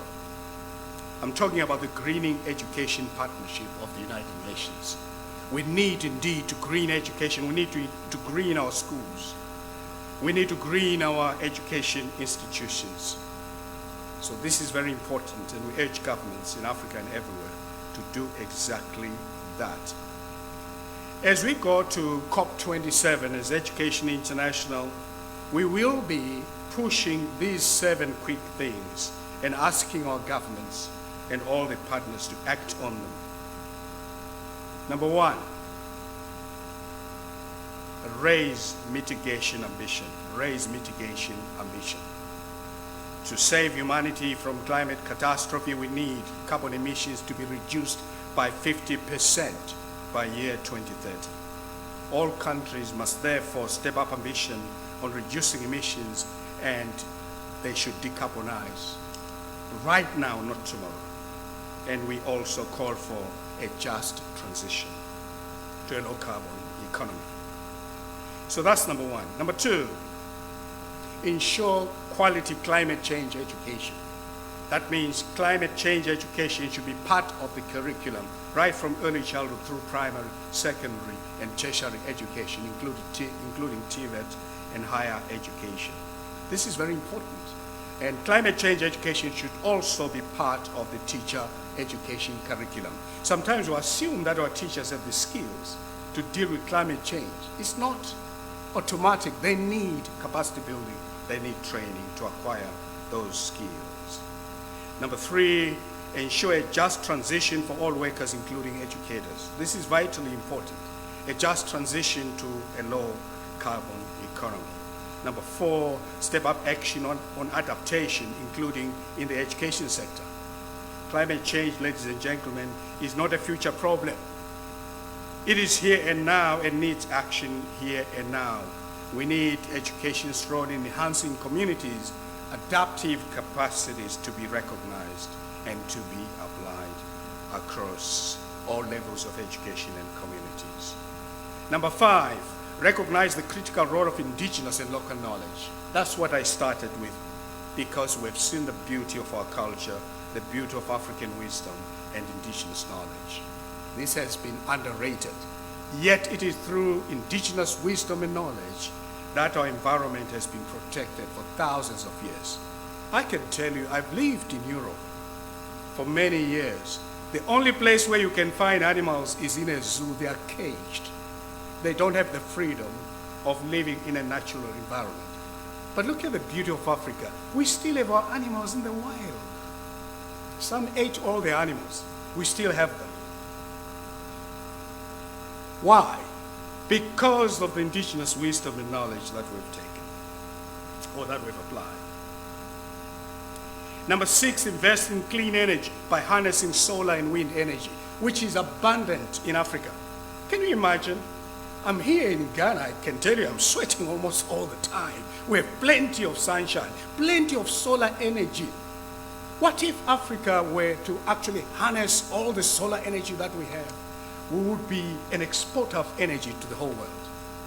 We just need to harness what we have, this free gift that we have as a continent. Number 7, commit more climate finance. Nothing will happen unless, of course, there's money. So we need money to green our schools. We need money to introduce quality climate change education to the curriculum. We need money to fight climate change. Therefore, it's important that governments, especially those who have contributed to pollution, pay the bill. It's important, as we've heard earlier on, actually, to pay for loss and damage. This is vitally important. As Education International will be having a delegation in Egypt, which will be calling for all these 7 things and more. And we look forward to working with the Global Student Forum and with your delegation and other partners in demanding the protection of our planet, of our environment, for the survival of humanity. And we hope we'll continue to work together to achieve that goal, for we are stronger together. Thank you.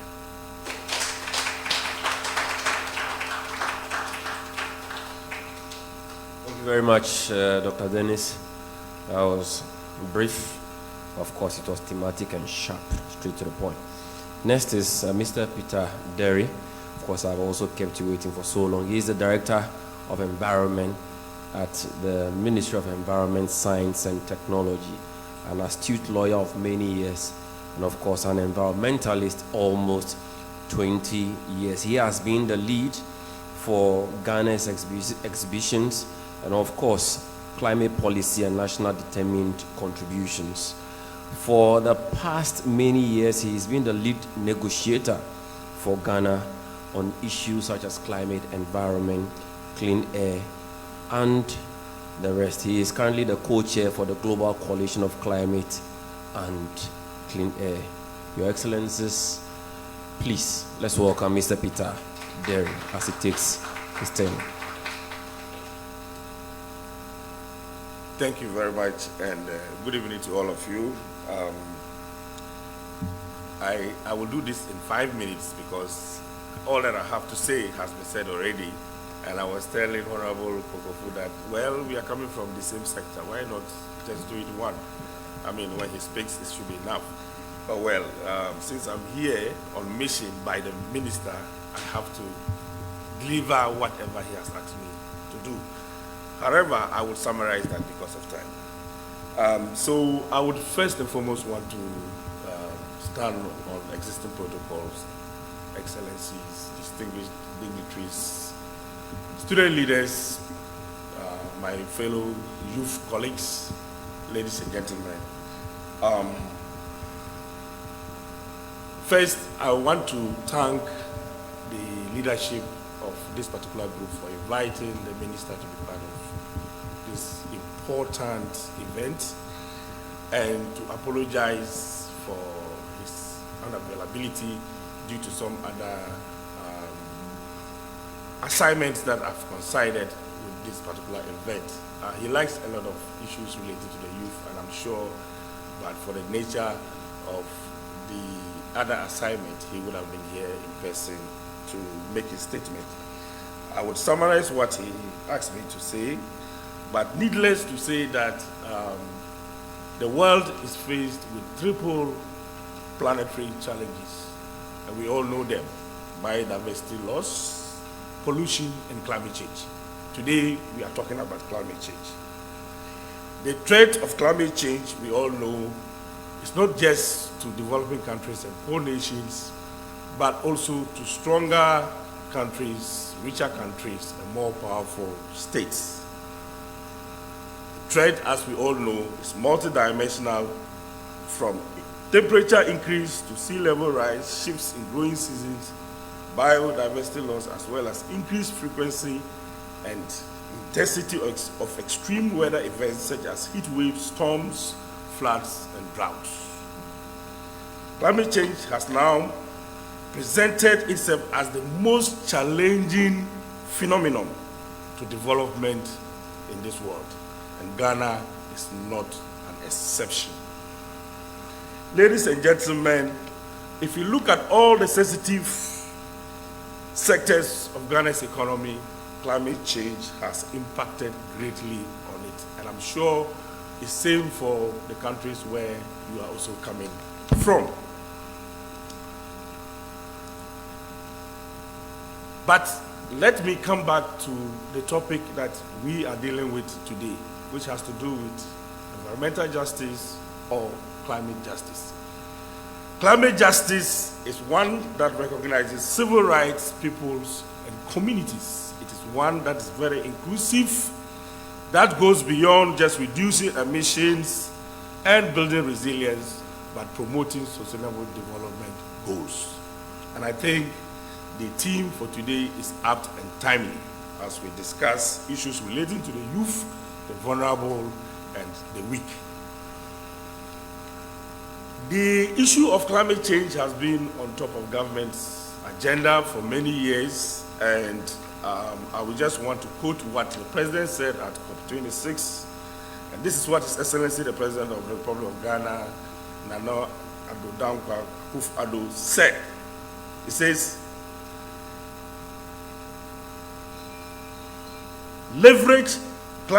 we intend to leverage the drive towards a green transition in a manner that promotes sustainable growth, financial and physical stability, increase employment, and reduce inequality. This is exactly what climate justice is all about. It's about the vulnerable people. It's about those that are excluded. It's about the youth. It's about women. It's about those that need help, the aged.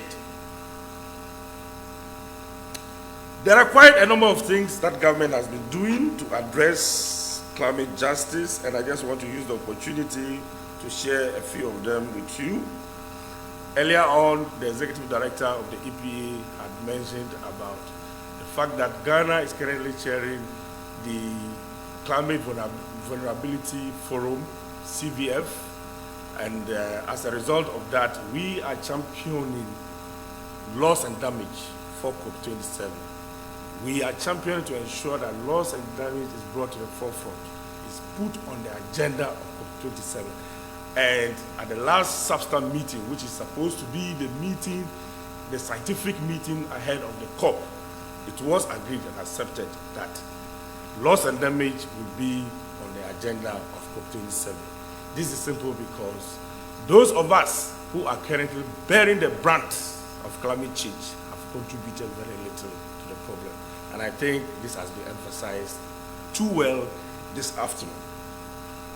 The second most important thing we have done as a country is to mainstream gender and youth issues into the national determined contributions which were submitted last year. And clearly, we have a program, a dedicated program to gender and the youth in our national determined contribution.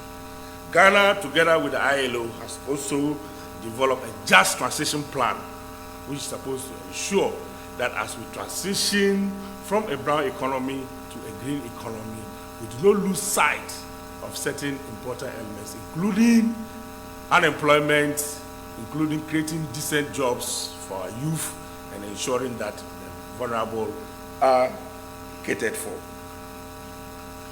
Another important thing that we have done in the area of climate justice has to do with integrating climate change into our school curricula. And I think the executive director of the EPA has said this.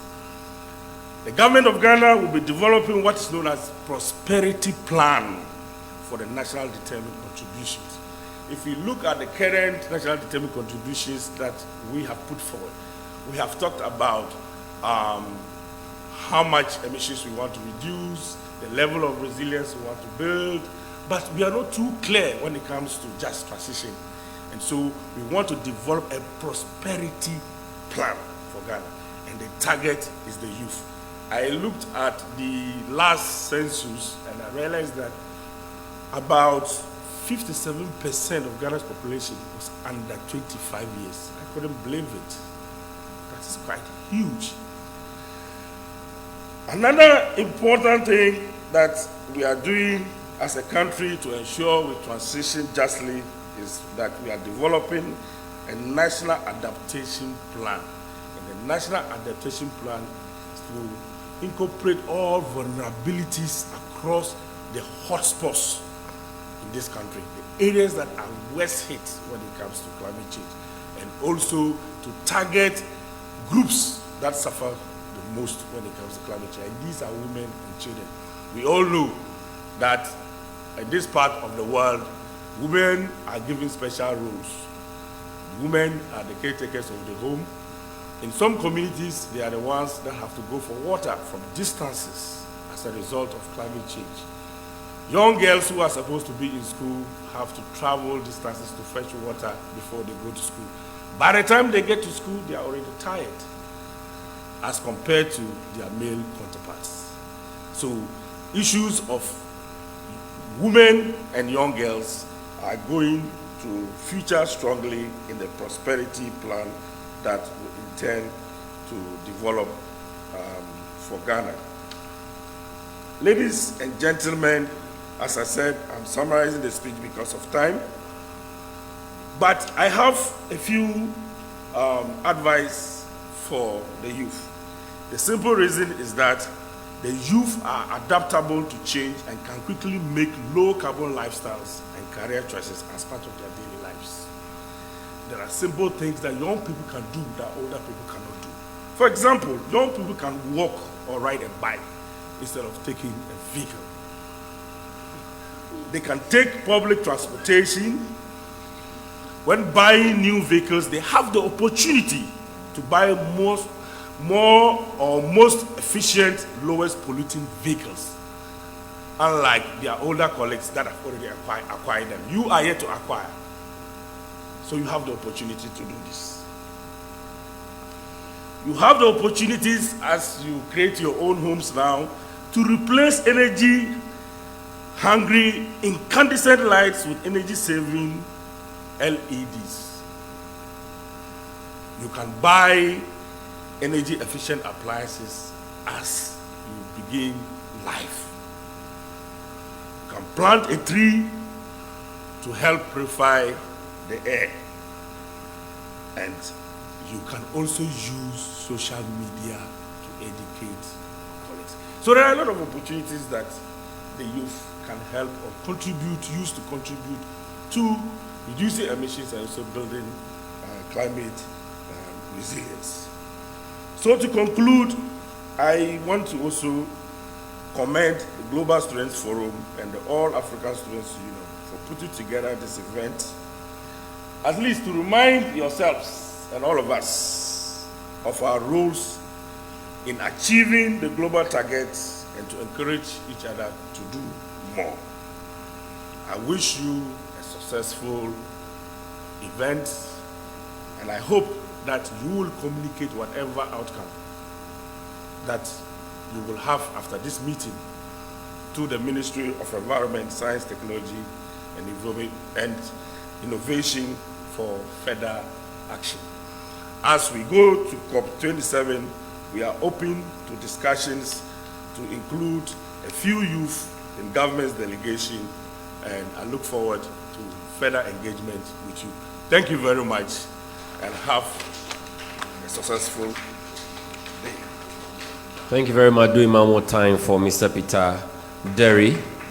And of course, his advice is timely. If you are a young man, young woman, you may want to walk instead of jumping on the next available bus or a taxi. And for those who deal in vehicles, kindly heed the advice of the Environment Ministry and stop importing age-old vehicles into this country. My penultimate speaker is Excellency Peter Smith van Gelder. If you are ready, you have had some 20 years of diplomatic experience serving in Colombia and the Sudan. You have also worked for the United Nations in Chad, specifically for the United Nations International Children's Emergency Fund, UNICEF. And in Ghana, you've been a speechwriter for the delegation of the European Union to Ghana, and you have backgrounds in law and languages from the Netherlands and France. His Excellency, if you are ready, kindly take up the podium. Thank you, Mr. Speaker, MC. Thanks for pronouncing my name correctly. So I don't know what's more difficult, speaking as the one but last of a series of excellent speakers, right?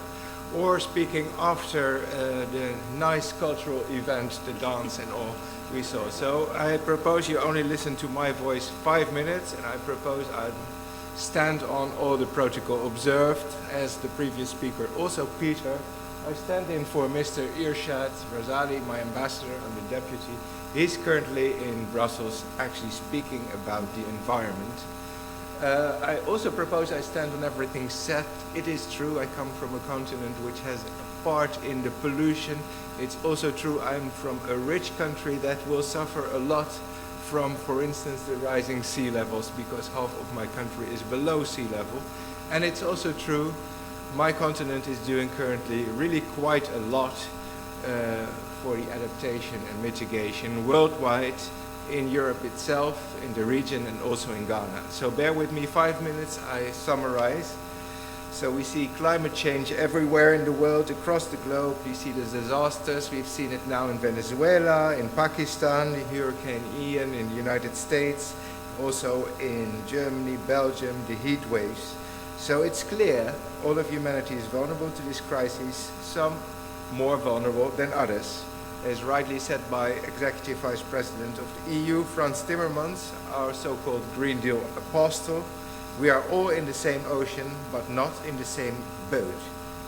The droughts are getting drier, wets are getting wetter, everything is more extreme. Ghana also is increasingly affected by climate change, unreliable and extreme weather, and we've seen it recently here in the greater Accra region with floods. Alongside our partners, the EU is determined to respond to climate change with mitigation and adaptation.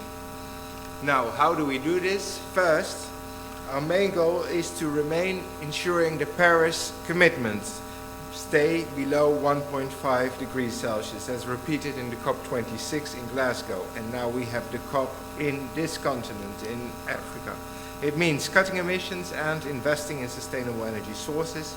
We will reduce our emissions by at least 55% until 2030 and reach climate neutrality net zero by 2050. We are also the world's largest contributors of public climate finance to developing countries. The EU and member states provided 23.4 billion since 2020 for these efforts. Here in Ghana, we are also doing our part to support the country and its people. For instance, in the agricultural sector, EU is one of the biggest contributors with 132 million euros. But also in urban activities, we need to be active. We are talking about energy and renewable energy. And finally, as we heard, in education, it is essential to boost the necessary transition to a greener economy and a greener society. In addition to these ongoing efforts, we have our envelope for 21-27, and for the next 3 years, we will dedicate 71 million euros to green growth and 71 million to support sustainable cities. So let me conclude. It is very good the students organize this. It's very good we have the COP meetings at this moment for reflection, accountability and action. On the one hand, COP27 must serve to take stock of the lessons learned and determine a pre-concrete path forward. This is where student delegates participate in this pre-summit in Accra will play a central role. But COP27 must also be a moment for accountability and action, where leaders must demonstrate results and commitment to this crisis we are collectively facing, in the same ocean but in different boats. Thank you. Thank you very much, Mr. Van Gelder. That was also very brief. Seb, did you get what he said? He said they are setting aside some 70 million euros to support climate activism, and probably we'll start to make a public pitch here. For them to be considerate of proposals that come from the student community. His Excellency, I hope. Thank you so much. Now to my final speaker, who has also been so patient with us. Her name, Mrs. Joyce Asamoah Cranton, who currently heads the Directorate for Multilateral Relations Bureau at Ghana's Ministry of Foreign Affairs and Regional Integration. She joined the ministry in 2006 and has served in the Migration, Legal and Consular and Administration Bureau. She also served in Ghana's diplomatic missions in the republics of Mali and the United Kingdom. And my understanding is that later on in the year, she will be moving to Ghana's consulate in Toronto, in Canada, to serve as the Vice Consul. Madam, kindly do give us your keynote address. And thank you so much for the patience. The Chairman, Excellencies, Honorable Ministers, representatives from the Global Student Forum and ASU, representatives from various countries across the globe, Executive Director of Global Student Forum, Secretary General of ASU, distinguished participants and guests, ladies and gentlemen, good afternoon.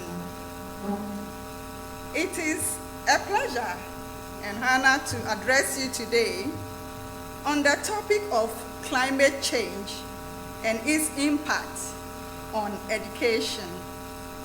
I extend to you warm greetings from the Minister for Foreign Affairs and Regional Integration, Honorable Shirley Ayoko-Boche, who would have loved to be here with you today. However, due to other proud official engagements, has asked me to represent her. This summit is a clear representation of global youth's recognition of the impact of climate change and the need to address this subject to protect our environment for present and future generations. Ghana's foreign policy has always prioritized youth development through use of capacity building programs and initiatives. This summit, one of many that the All Africa Student Union in Ghana has hosted over the last 50 years, provides an appropriate forum for youth to share experience and expertise on climate mitigation methods while raising awareness of human-induced climate change and its catastrophic consequences for our planet. Through such summits, institutions receive the moral and material support they require to carry out their mandate of defending the rights of students everywhere on the African continent and in the diaspora. Let me therefore express my gratitude to the All African Students Union and the Global Students Forum for convening this summit, which addresses the most pressing issue confronting our world today. Fortunately, most world leaders and international institutions have recognized that climate change is a threat to achieving certain targets within the Sustainable Development Goals. Therefore, the need to urgently limit the magnitude of climate change and its effects can no longer be overemphasized. The 2022 UN report on climate change indicated that harmful carbon emissions from 2010 to 2019 have never been higher in human history. And it's proof that the world is on a fast track to disaster. Additionally, a report from UNICEF on analyzing youth exposure and vulnerability to climate and environmental risk indicated that almost all of the world's children are facing at least one environmental risk, including heat waves, floods, cyclones, disease, drought, and air pollution. These are the reasons why scientists argue that it is now or never to limit global warming to 1.5 degrees. Ladies and gentlemen, access to education is a basic human right. However, there have always been obstacles to its implementation. Among many others, climate change is a factor which, if not brought into the discussion and addressed, could have severe repercussions on the education of our youth. Climate change causes displacement of populations, disrupts economic activity, and destroys livelihoods. While this will disproportionately affect those who are already victimized by limited access to education, we are beginning to see climate change as having a negative impact on academic learning and performance, women and girls' empowerment, and future economic development. Even though Africa is among the least contributors to this phenomenon, responsible for less than 4% of the global volume of carbon emissions, we suffer the most because our agrarian and resource-driven economies are peculiarly susceptible to the effects of climate change, and our capacity to withstand these shocks is very weak. Ghana acknowledges the adverse effects of climate change and is thus committed to fighting it. You will all agree with me that apart from the contemporary climate change, human activities such as deforestation without proper reforestation, illegal mining activities, unauthorized settlements, improper recycling, among others, are causing dangerous and widespread disruption in nature and is affecting lives as well as livelihoods of communities across the country, despite efforts to reduce this risk. Excellencies, honorable ministers, distinguished ladies and gentlemen, it may be noted that as chair of the Climate Vulnerable Forum, CVF, Ghana's priorities for 2022 include the realization of the CVF Parliamentary Group's Charter, the development and implementation of a climate prosperity plan, the establishment of a youth program, and the launch of the Migration for Climate initiative to raise awareness about climate migration and displacement, as well as the role of migrants in climate action.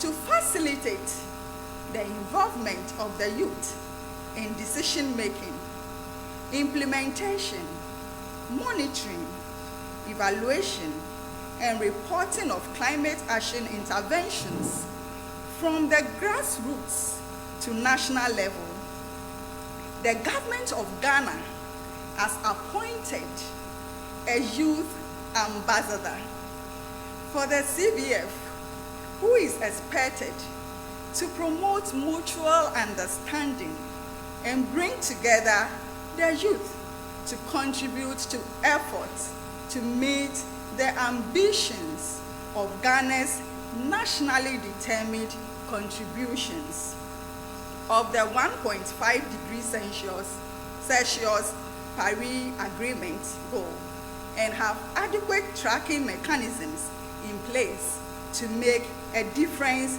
in their respective communities.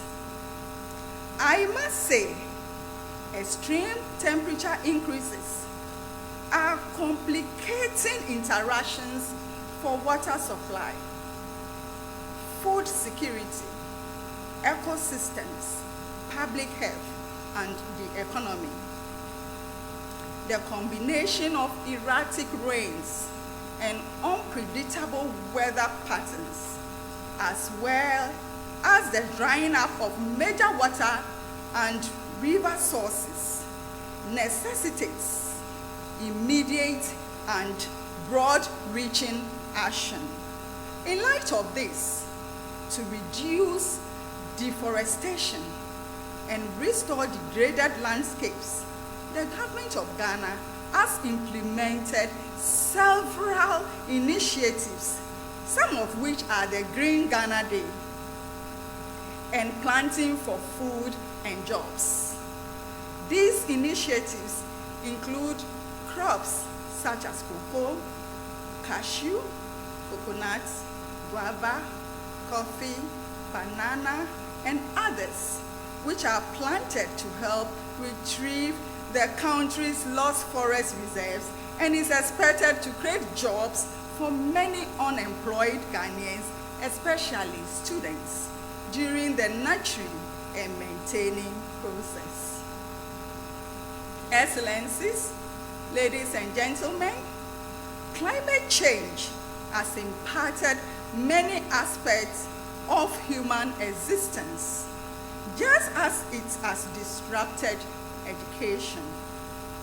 You may recall the recent Hurricane Haiyan that slammed the state of South Florida, the tropical cyclone Noru in Vietnam and Thailand, deadly floods in the Central African Republic, deadly floods in Riyadh, Ijika, Croatia, deadly floods in India and Bangladesh, and a third of Pakistan flooding. The severe flooding and landslides caused by heavy rainfall in the southeast part of South Africa, as well as the tropical cyclone that affected Nigeria, Cameroon, and Kenya. These disasters have caused damage that would take time and significant resources to repair. People have lost their families, jobs have been interrupted, and schools have been shattered. The evidence is clear. Climate change is universal, quick, intensifying, and already affecting every region of the planet. Here in Ghana, we have experienced our fair share of deadly floods that have destroyed homes and lives, such as the recent spillage from the Weja Dam into some communities.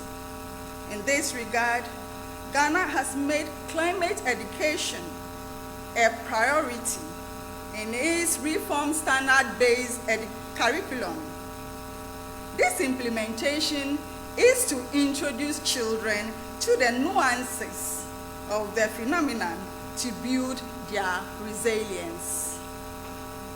Ladies and gentlemen, Ghana, like many developing nations, recognizes climate change as a cross-cutting issue and has thus put in place broad policies, implementation of which include multi-sectoral efforts and coordination among the various ministries, departments, and agencies such as Ghana's Environmental Protection Agency in partnership with the Ministry of Environment, Science, Technology, and Innovation, the Ministry of Foreign Affairs and Regional Integration, and the Ministries of Finance and Economic Planning, Energy, Agriculture, Lands, and Natural Resources.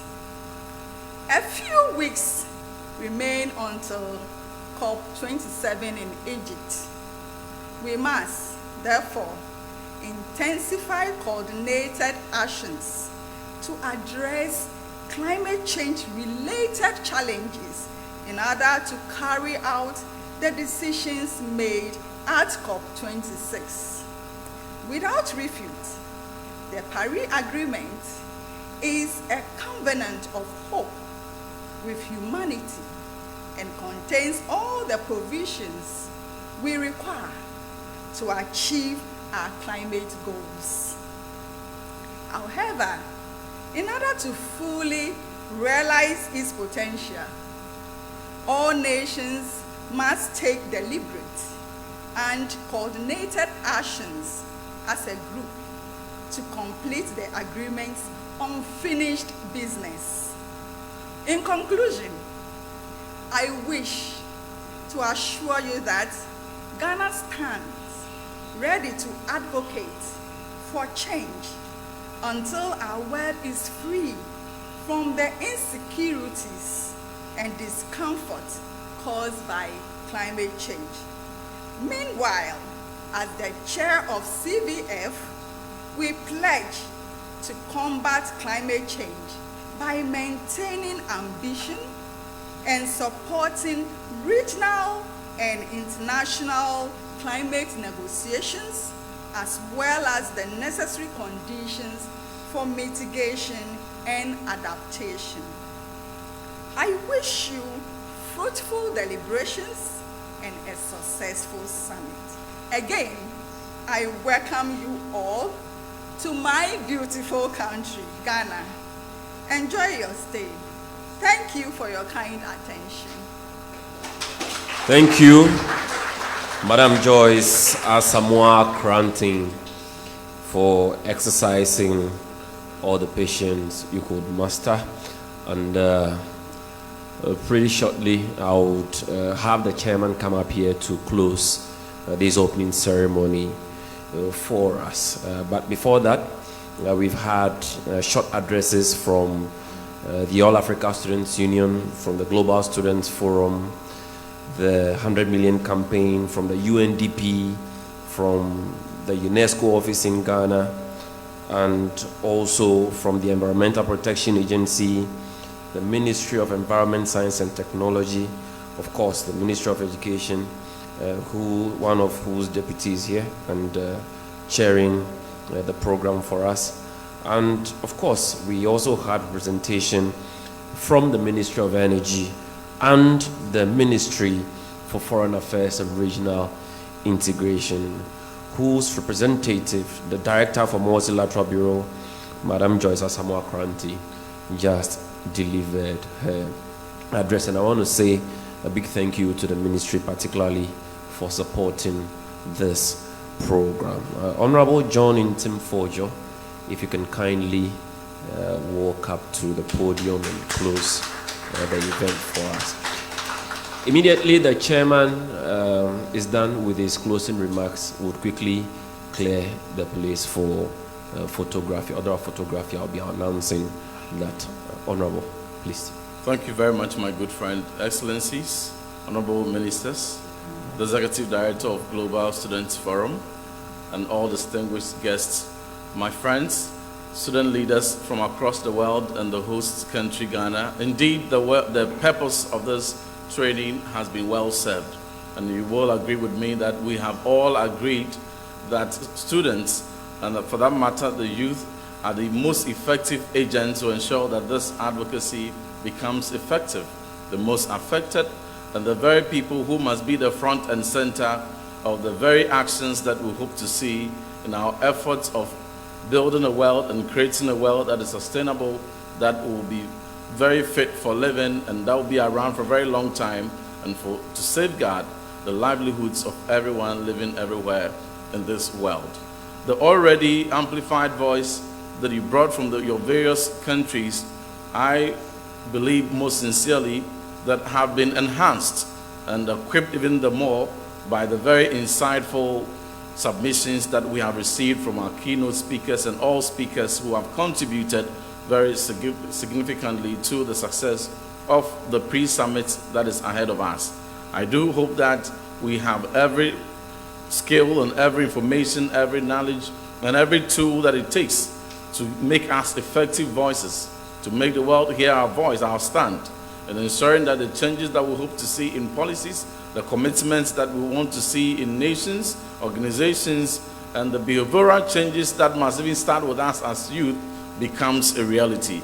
On this note, and on behalf of Dr. Yawser Duchum, the Minister for Education, we thank every participant that had made this forum and training session a success, and we wish you successful and fruitful pre-summit ahead of us. Thank you very much. Thank you very much, Honorable Chairman. We'll do a quick order of photography. Solomon, can you kindly help me move the podium?